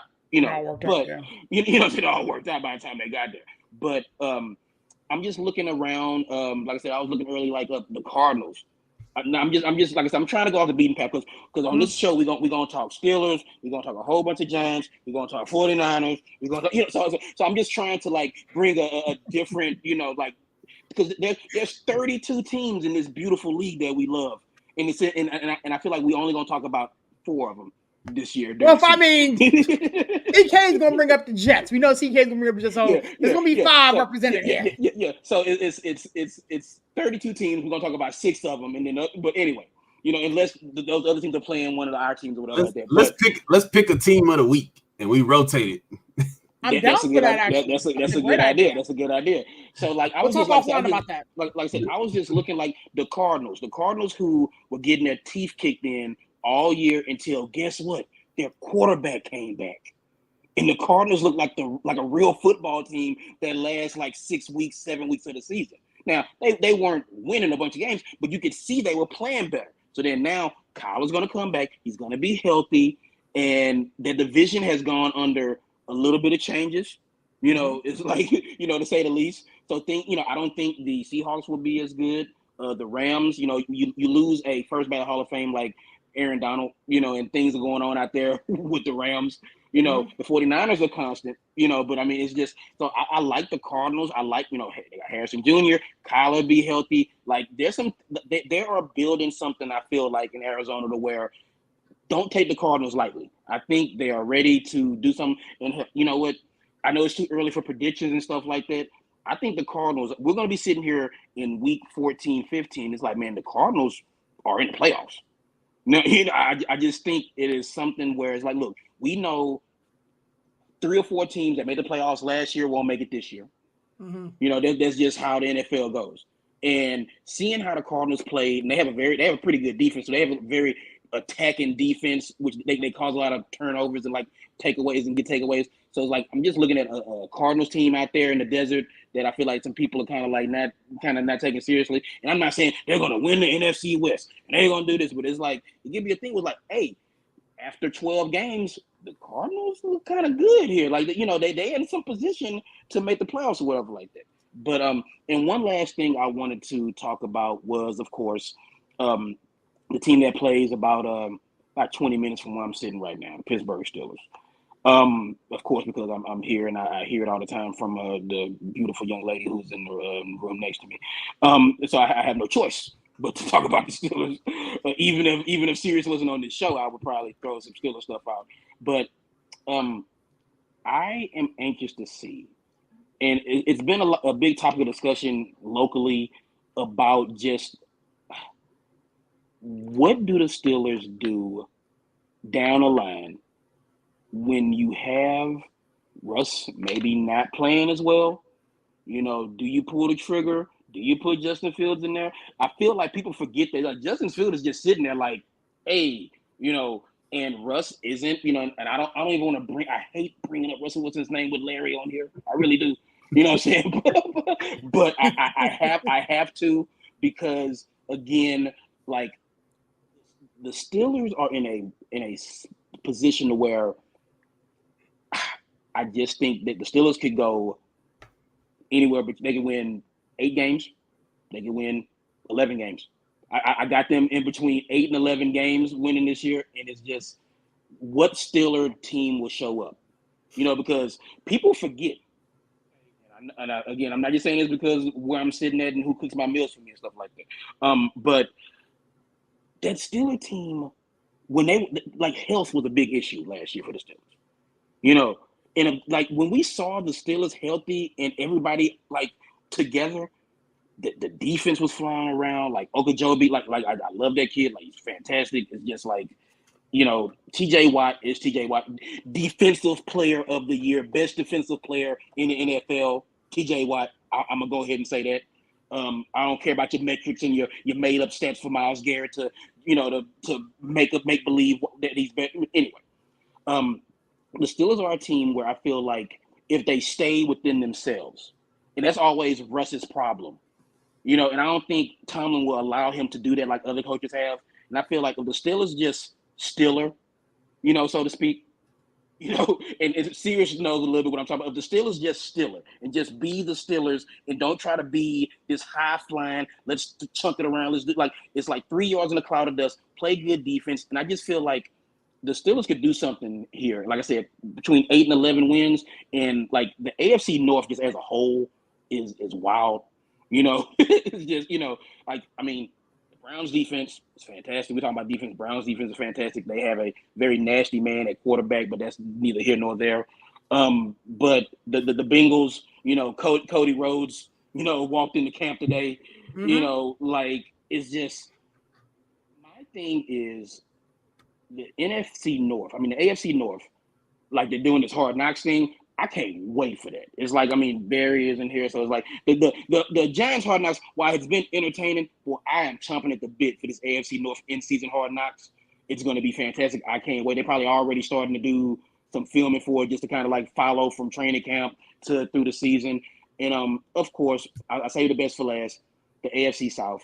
I said it last week. I'll say it again. The AFC South might get 2 teams out of that division, you know, because with Anthony Richardson coming back and healthy, again, like I said last week, people are forgetting that Colts team was humming. They looked good when Richardson was in there because he was starting to get it, and it was kind of like a shame that he got hurt. The Jaguars, you know, Trevor Lawrence. He's finally been able to like become and start to become a guy that I think people initially thought he was going to be. He got his money, you know, so like that'd be good for the Jaguars. The Titans. Anyway, the Texans, I will say, look, I don't want the Texans to get too big for their britches, to start reading their own press, because everybody loves them. C.J. Stroud is the bell at the ball. Everybody want to dance with C.J. Stroud. But I don't worry too much because C.J. Stroud just don't seem like that kind of kid. He just like, you know what? I don't care about all that. Win. I don't care about all that notoriety and all that press. Like, win. Like, Will Anderson Jr. is like, win. You know, it's like, DeMeco Ryans is like DeMeco Ryans is a defensive guy, and Larry knows about this more than I do, and then more than some other people do. DeMeco hasn't yet really sunk his teeth into this defense. Like he hasn't really gotten this defense to where he wanted. And boy, I hope that it's like he's getting things together to where it's like, man, it's gonna be tough scoring points. Like the Texans are gonna score plenty of points. But then when they start not letting the other team, like the Texans won games 34-31. They won games 28, 31. It's like when the Texans start winning games 31-14, 27-10, then we're going to be cooking with gas. So it's like, I just look forward to it. I mean, this is the time of year where, like, everybody's all excited. Like, I mean, everybody's excited. I mean, Bears fans are excited because they got Caleb Williams, and, Seahawks fans are excited. And everybody's excited. It's training camp, and, I mean, we made it, boys. We made it through the long winter, through the spring, acting like we care about the USFL, but we here, baby. NFL is back. Training camp is here. Hey, Aaron, what was the bet we said? We said what? The bye? What did we say? You said by the bye. By the bye week. Dude, I was looking at some of these reports too, and a lot of people are splitting between Russ and the other guy. I'm gonna tell you this. I saw a report. I don't know if it was yesterday or today that said that Russell Wilson may be cut out before training camp. So, I mean, here's the deal. I know Mike Tomlin almost like the back of my hand. Okay. The leash is gonna be long. The leash is gonna be significantly long. Significantly long. Like Russell Wilson will have to literally be reincarnated into the ghost of Kenny Pickett, Mr. Trubisky, and Mason Rudolph, wrapped up in one guy. And the likelihood of that happening is slim to none, especially when all we're going to ask his brother to do is hand the ball off to 22 and run behind that offensive line we just rebuilt. Hand off to 32. Yeah, it better be rebuilt because that was Steve talking about health. That was the problem at the beginning of the season. They couldn't run the ball for shit, and that's what they built around. No. That wasn't the problem. We had a juvenile delinquent playing quarterback who couldn't hit a 10-yard pass. But they couldn't run the ball either. Freaking what's his name was averaging like 2 yards a carry. Najee was averaging like 2 yards a carry. They couldn't run the ball, so of course you couldn't do no play action. Jalen Warren. I'll say it one more time. Jalen Warren. One more time again. He need to be a more vocal. I'm like me and Vash will sit here every Sunday. It's like, why is Warren not getting the ball more? Okay. Yeah. It's like I don't understand, and I think that's going to be a big piece. It's like you have a two-headed monster because look, everybody here was dumping on Najee. Toward the end of the season, Najee, whatever was going on with him, he got it together. He started running. The offensive line started working. They started smelling themselves and put Broderick Jones in the damn game. We drafted dude first round overall, and he sat on the bench the first quarter and a half of the season. I swear for God, if Troy Fontanu is not my week 1 starter, I'm coming to sleeping on your couch. I'm going down to Hinesfield, and I'm a What do you say? What you say? Like, sir, the name of the stadium is Acrisure Stadium. I said what I said. That is Heinz. The ketchup bottles at the ketchup bottles at the museum, dog. It ain't there no more, man. It's in the end zone. It's in the end zone. I just drove by the ketchup bottle yesterday, man. It's at the museum. It ain't at that stadium no more, man. It's in the end zone. It's on eBay for auction. Put up your bid, man. Buy one, get a free stadium seat. Anywho, man, before we get out of here, man, Summer League has come to a close. The Miami Heat won it in a thriller. I don't know if you guys saw any of that ball game, but it was one hell of a ball game. Now it's the wait, man. NBA training camps open in a couple weeks. But Larry, you wanted to talk about it before we get out of here. OT thriller, man. Wait a minute. Serious, Larry, Steve. Oh, can you get some launch pad action in here, boys? Hello. Uh-oh. I gotta go change hats real quick. Larry, talk to me, my guy. Oh man, look, hey, Steve wanted to cut in, or what, man? You want to take the mic, or where we going with this? You got it, man. I'm just saying we can do a little mini launch pad right here if we want to, boys. We don't have the Knicks fans sitting there clogging up everything. It's all us. It's all Rockets fans, baby. Hey, let's do it. Yeah, let's take one and then go into the other. We don't have to act like we care about the Knicks. We can just talk about the Rockets. Let's go. Hey, look, man, we can do whatever we want to do, man. Look, hey, I want to talk about Summer League because I watched a lot of Summer League. I tell you, I'm normally at the games. There were some good games. There were some really good games in Summer League this year, and these dudes are really playing. Like, they playing for roster spots. I hope it don't be like it was somebody who said today. He was like, it's guys who average 20 points in the Summer League and get cut, and guys who average 4 and stay on the roster. I hope that these dudes really get their opportunity to play in the league, right? Because like I said, there was some really good Summer League games. Aaron knows who I'm a fan of in Summer League. Mm-hmm. Scottie Pippen Jr. Balled. The Grizzlies, GG, dude, and they got their team coming back, dude. Man, the Grizzlies is gonna sneak up on some people if these dudes keep playing the way they playing. Yeah, they're not gonna pick up on anybody. It's like they're superstar point guard like to play with guns. It's like if he's gonna be on his best behavior, the Grizzlies will be fine. Bane was hurt last year too. Bane was hurt a little bit last year too. So they get Bane back, they get him back, they get Marcus Smart still there. I think Marcus Smart's still there. Yeah. Yeah, Marcus got hurt too. Still there. It's like I'm a big Triple J fan. I love Triple J. I mean, it's like the Grizzlies. They had a down year, like I said, because they he like to keep that thing on him about to play with guns. So it's like whatever. It's like the Grizzlies be fine.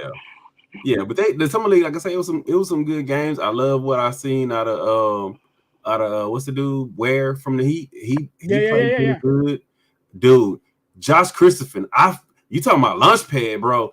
I feel like he never got a chance to opportunity to play with the Rockets. No, that dude looked good in summer league. Yeah, he did. Like, I mean, he came in. We had a jam log at point guard, but it's like, dude, Josh Christopher looked good. What's the guy? Jordan Miller. Jordan Miller looked good. Like, dude, it was some dudes that's like, yeah, if you can average 20-something, points in the summer league, because that's about the same competition level as the G League. Mm-hmm. Some of these dudes are gonna really deserve some roster spots. It's some dudes out here that's like really like coming forward now. In summer league, you used to see like a couple of guys here and there, some stars, one or two guys who really stood out. But like this summer league, man, it was some really good games, and it was some guys that was really standing out. Like I said, I didn't think the guy from the Heat was that good. I think he went like 15. Where's he was balling. Yeah, he was balling, bro. I was like, man, oh my god. Okay, let's see what's what. The only thing I did not like about summer league is that, come on, y'all put out your all summer league team, and we talking launch pad, man. You leave Cam off the first and the second. I get it. He ain't played the whole summer league. I get it. Yeah, how is he not one of the best 5 players in summer league? Like, come on, dude. What are we doing here? Dude was out there doing a human highlight film the whole game. He was so good. He was so good they shut him down. So what do you mean he's not one of the 5 best players in the summer league that was out there in Vegas? Dude, they literally said, wait. Say some of this for the season. Say some of this for the season, Cam. We don't want you exerting too much energy over here. Come on, man. Messing around and rolling the ankle. That got to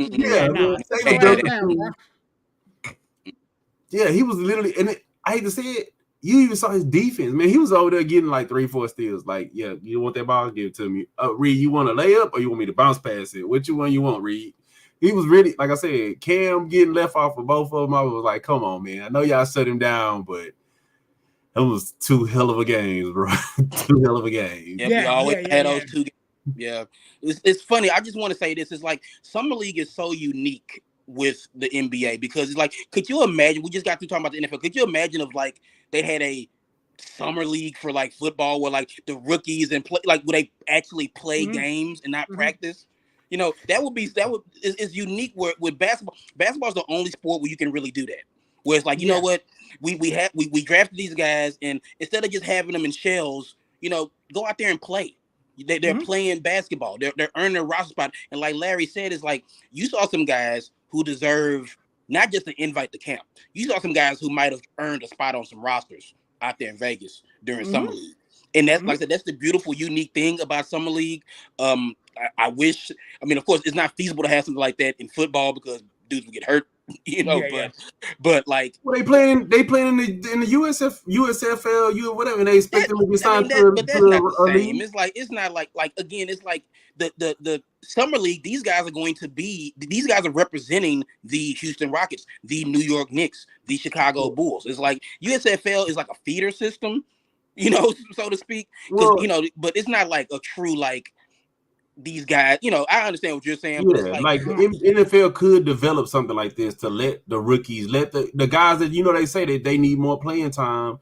The NFL could develop something along them lines and let guys play, and that would be lovely. Like you see these guys and they come in the league. Steve, you hit on the head and like, oh, this dude's a number 1 draft pick quarterback, but he sat on the bench all season. Let him play somewhere. Let's see what happens. These Well, guys I mean, are the practice squad. Let I them like the play. idea of that. I like the idea of that, but to Steve's point, like football is such a contact sport. Like you run the risk of somebody. You practice every day. Well, I mean, but you're not hitting like They're you in need to be shells. They're not hitting. hidden. It's like, You know man, what I'm saying? of Jaden Daniels is out there in the Commander Summer League game, and he like tears Tears the ACL, yeah. yeah. You know what I'm Oh saying? yeah, It's I mean, like, I get it. But then you got to think about it. College, they do their spring games. Yeah, but I mean, Larry, that's a risk Larry. for- Yeah. I Come get on it. now. The Come on. the spring games. I like, get it, man. you know, I get it. I went to the blue and white game a couple years ago. Not blue and white, but the blue and gold game, like the Pitt spring game. It like serious. It was like they were just like, hey guys, here are the guys on the team. It's like it was like it's a glorified practice. A spring game is not a game. Is that a Topo Chico? No, man, it's the HEB one, bro. We're not even talking about anything better than. Hey, I'm just in the middle of my Texan brain just tingled when I seen that glass bottle full of water. I'm like, I'm gonna text you, my brother. I'm gonna text you. Hey, you gotta come on back down and visit the South, brother. Hey, come on back down, man. I'm gonna let you know what's what. Matter of fact, I might send a couple of them to you and put them on your porch. So, but yeah, man, Launchpad, yo, man, these Rockets, dog. Like, real quick before we get out of here, I wanted to get you guys on the on a longer extended show so we can break down, kind of last year and kind of where things were and where your guys' head was. So if you guys want to start there and just kind of run how you see fit, you can run in the summer league. Be my guest, Steve. Talk to me, my guy, man. So here's the thing with the Rockets, and I feel like we all have to agree. There is something happening down in H-Town that I think is going to be different than things in the past. It's just like, again, it's like Udoka has been, he's kind of getting, again, like we talked about, like, D'Amico Ryans, like the coach across town, is like he's starting to kind of get his guys together and put together the team that he wants. I'm online a lot, and there's something in Rockets Twitter that I just don't care for. Is like you have to pick between Jalen Green or Alperen Sengun. It's like they both, it's just, again, we saw what happened with the Rockets when Sengun was there. It's just, it is what it is. I feel like, why can't two kings exist? Why can't we have two good young players? Why can't we both of them flourish? And I feel like I see that more and more and more. And it like I said, I don't want to go full on Launchpad with this because I don't want the ratings to go down, Barry. But I feel like what's gonna happen is I feel like the Rockets are there. They're right there. And bring in something, and I don't want to mess up the chemistry, because like towards the end of this now without Sengun, but it's just like, look, this is a situation where with the Rockets, again, like I said with CJ Stroud, like that, it's like, don't get too full of yourself. It's like, stay the course. It's like they need to become better defensively, which I think Udoka is going to continue to work on them on that, become better defensively. It's like, one of your favorites saying, serious, it's a make or miss league. The Rockets miss way too many shots, but some of that is shot selection. Every once in a while you'll see the Rockets just go out and just say, you know what, hero ball time. It's time to pull up. It is time to do this and do that, and just like, let's turn this into AAU ball. Now, while that works sometimes, it's not going to accomplish what the Rockets want to ultimately, and that's to be in there, like be in the play-in, be toward the bottom of that Western Conference. Chandler said 6th the other day and almost had a heart attack. I had a stroke. I was like, whoa, I damn near had a stroke. Whoa. Let's get these boys in the play-in and then work from there.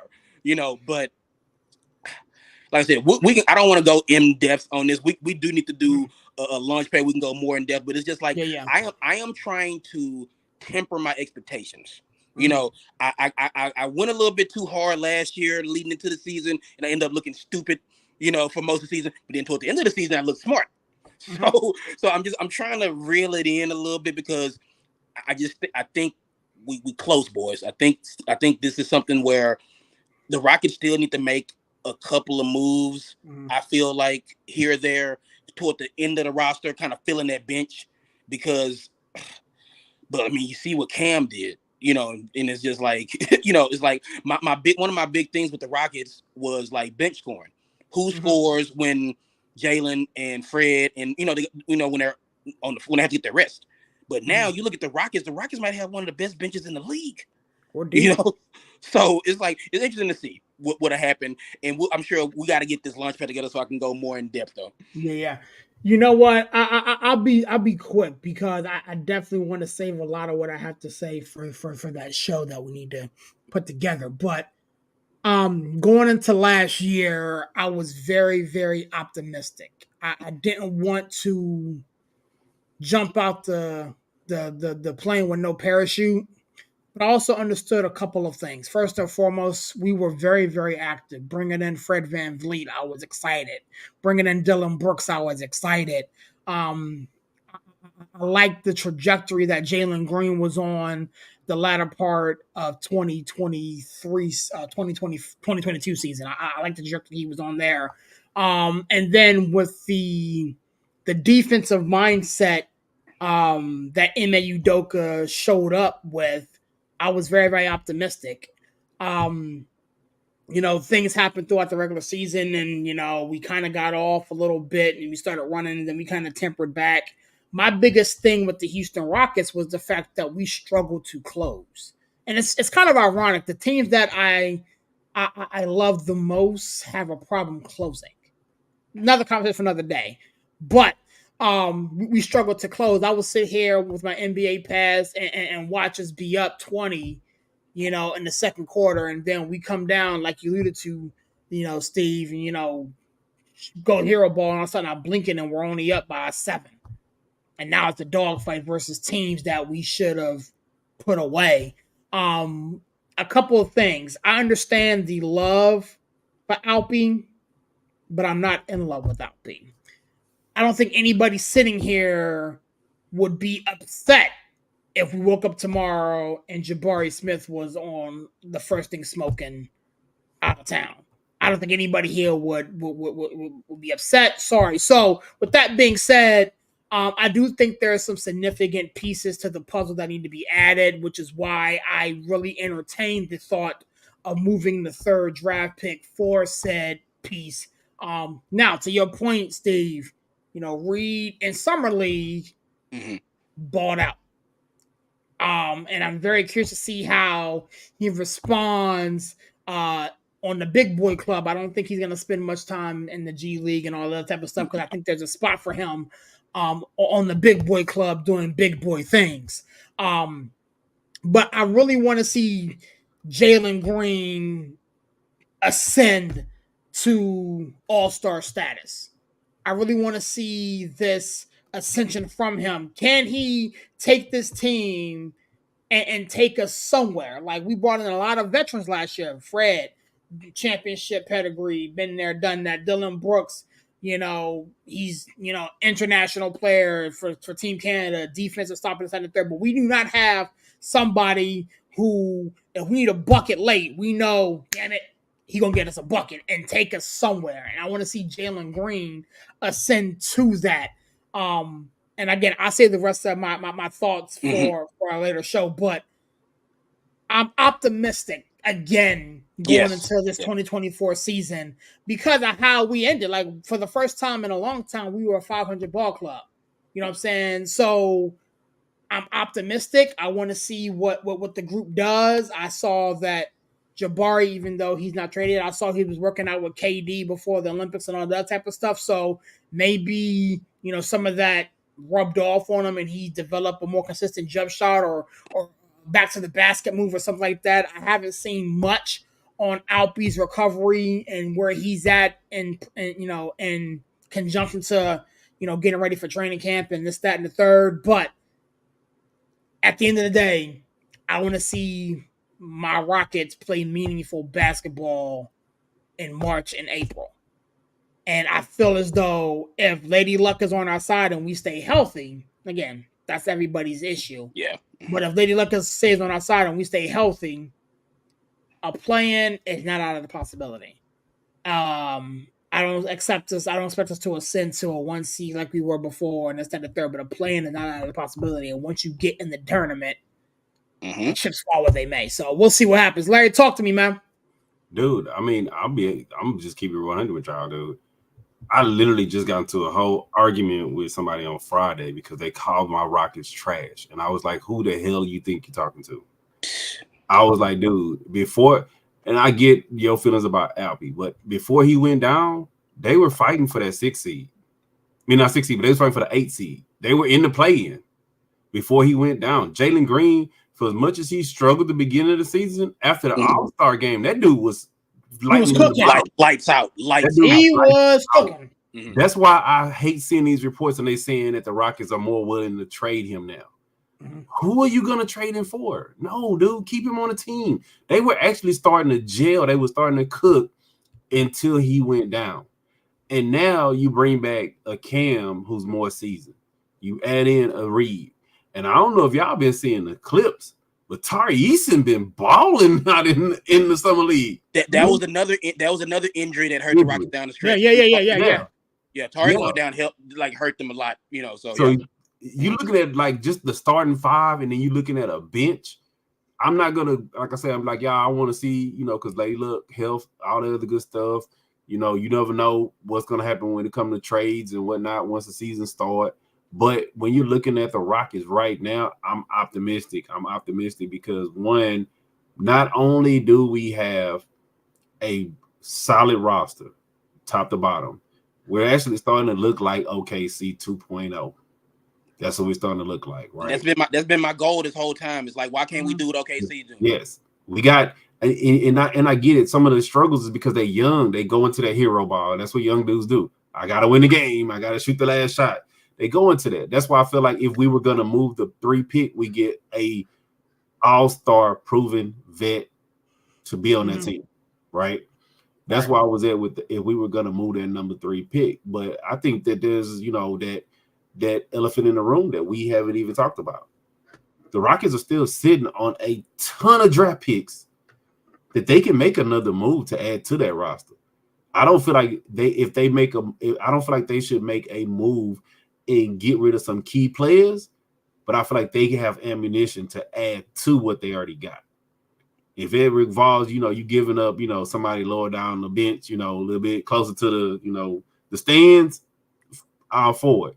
But we have ammunition to add to the team if we're, right around that 8-6 seed. I mean, it's a big, we all talked about it. In the West, it's a juggernaut over there. It's a gauntlet, man. Yeah, it's a brutal battle over there.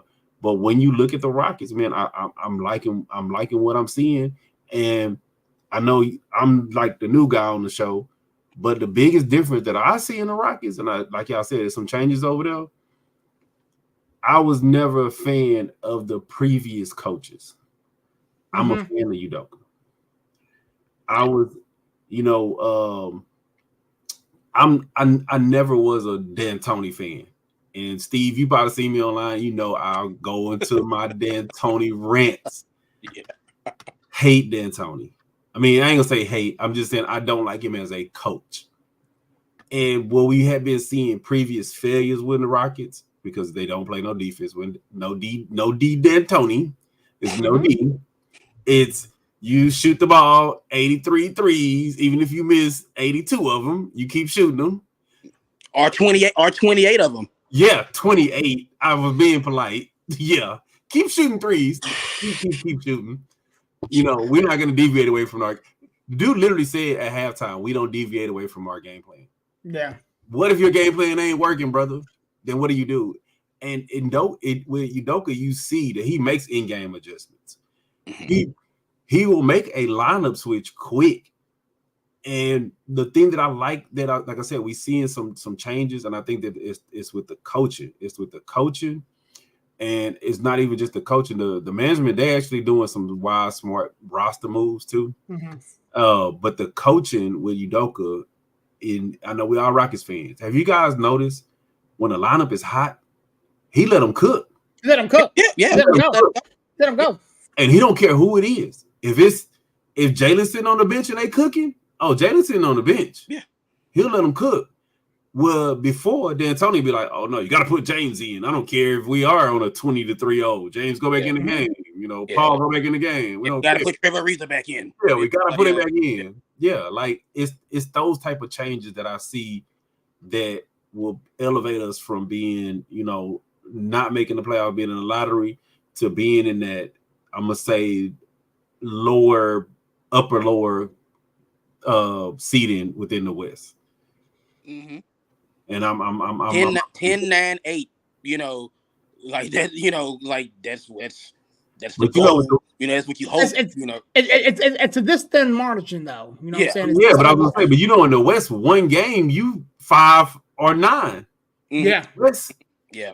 And we just sneak that one game in. We sneak somebody one good game where they, maybe old and Now catch the Nuggets slipping on a Wednesday night in January, and and then that game could mean a world of difference come March. Yeah, exactly. Mm-hmm. It's like football in the West. You lose that one game that you came off of a Monday night game the week before, and you had a short week. And, you lose that game, and the next thing you know, you're out of the playoffs. It's like that in the West. So I think that, like I said, I'm optimistic about the Rockets. I'm hoping that we'll be in one of those seeds. I'm liking the fact that I'm gonna say we had two guys on the All Summer League team that was balling. I like what I'm seeing out of Easton. And think about it, these not even our starters. This is not even our starters. Guys who are not our starters that we're talking about. They got us optimistic. So that's what is roster. We started this show talking about roster construction. You know what I'm saying? It's like this is great roster construction, because we haven't really talked about the starting lineup. We talked a bunch about guys coming off the bench. Right. And the one guy that we all agreed that we would be gladly getting rid of, a lot of teams in the league would take him opens on. I ain't taking it for Julius Randle though. No. I ain't doing that. We ain't doing that one. We ain't doing that. I mean, Julius Randle in street clothes. We ain't doing that. We ain't doing that. But yeah, like I said, that's the one guy we in agreement with. Everybody be like, what? 21? Yeah, average 14 points. Yeah, give him right on over here.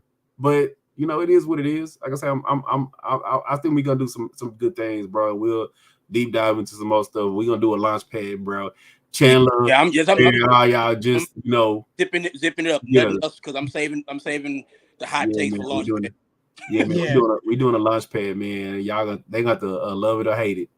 It's gonna be fun, man. It's gonna be fun. With that being said, man, let's get everybody out of here, man. Steve, Coach, man. I will say this before we let you do your thing. I better holler at you tomorrow. That's all I'm gonna say. I better hear from you tomorrow. That's all I'm gonna say.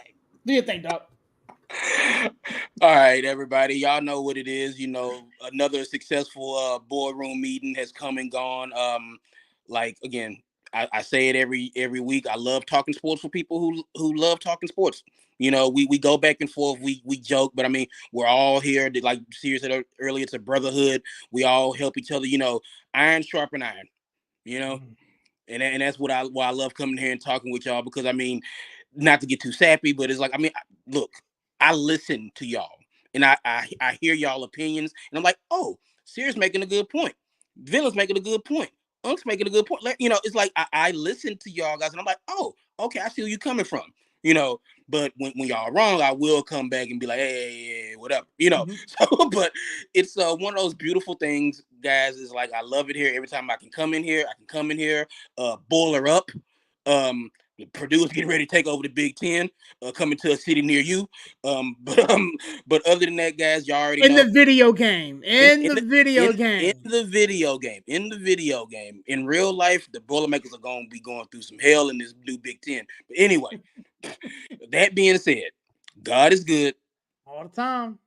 Water is life. Make sure y'all stay hydrated out there, and of course, get them dubs up. Wu-Tang is for the children. See y'all next week. Yes, sir. Man, it's a pleasure doing this. Show with that guy, man. He's that Hell Hydra.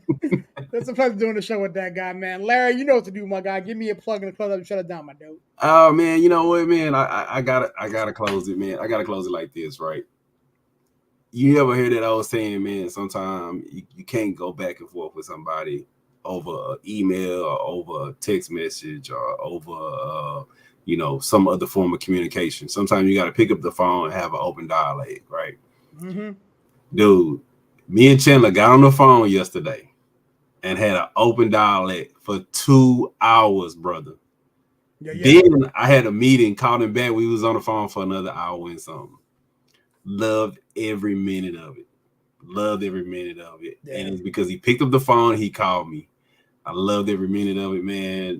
Sometimes you get an insight on stuff. And like I say, it's one of them things where I told him today, I say, bro, hey, if you going through something, bro, pick up the phone and call me, bro. Because hey, that might have been the thing that turned his day around. Because we was knee deep in it. And I got some insight that I didn't know. He got some insight that he probably didn't know. And like I say, man, you just never know, man. Sometimes those sayings are really true when they say don't use an email or text or whatever, pick up the phone and call somebody. You never know what somebody's going through in their day until you find out what's going on. You never know what somebody's struggling with until you ask. And that's why it's always good to reach out and, check on people and see how they're doing. But yeah, dude, I got to close the show out and say, like Steve, man, I love everything, we do. People don't see all the stuff that goes on during the week in the group chat. We pick up the phone, call each other, all other good stuff, man. It's all love, man. And I'm out. Appreciate you, my guy, man. I love sharing the space with him, man. Shout out to everybody who's been rocking with us, man. Everybody who popped in this evening, but had to pop out due to various reasons. Villain, man. Safe travels, man. Hopefully you get to your destination, man. Shout out to my homie Chandler, man, going through, man. But as my man Larry alluded to, each one can reach one. Pick up that phone, dial those numbers, man. We'll rock with it, man. Shout out to Black Zach, Coach Lazar in the building, man. Thank you for popping in and sharing the space with me, man. Larry, you already know how I feel about you, man. I hate your guts. You make me vomit. You scum between my. Let me start. That's my guy, man. I love that kid. My son was watching Little Rascals today, man. Kind of took me back, but normally I don't use this platform for this, but in my closeout today, I want to say rest in peace to Sonya Massey, dog. Like watching that body cam footage that came out today, it has me stuck. It literally has me stuck, man. So with that being said, shout out to my friends at Nonsense and Deep Thoughts. Looking forward to partnering with them in future episodes on their platform. Fantasy football, again, you guys know me, man. I'm a fantasy football fiend, man. Looking forward to, patrolling the airways with you gentlemen. And ladies, I got a couple ladies in a couple leagues with me. So looking forward to that. With that being said, I'll catch you guys on the next one, man. Y'all be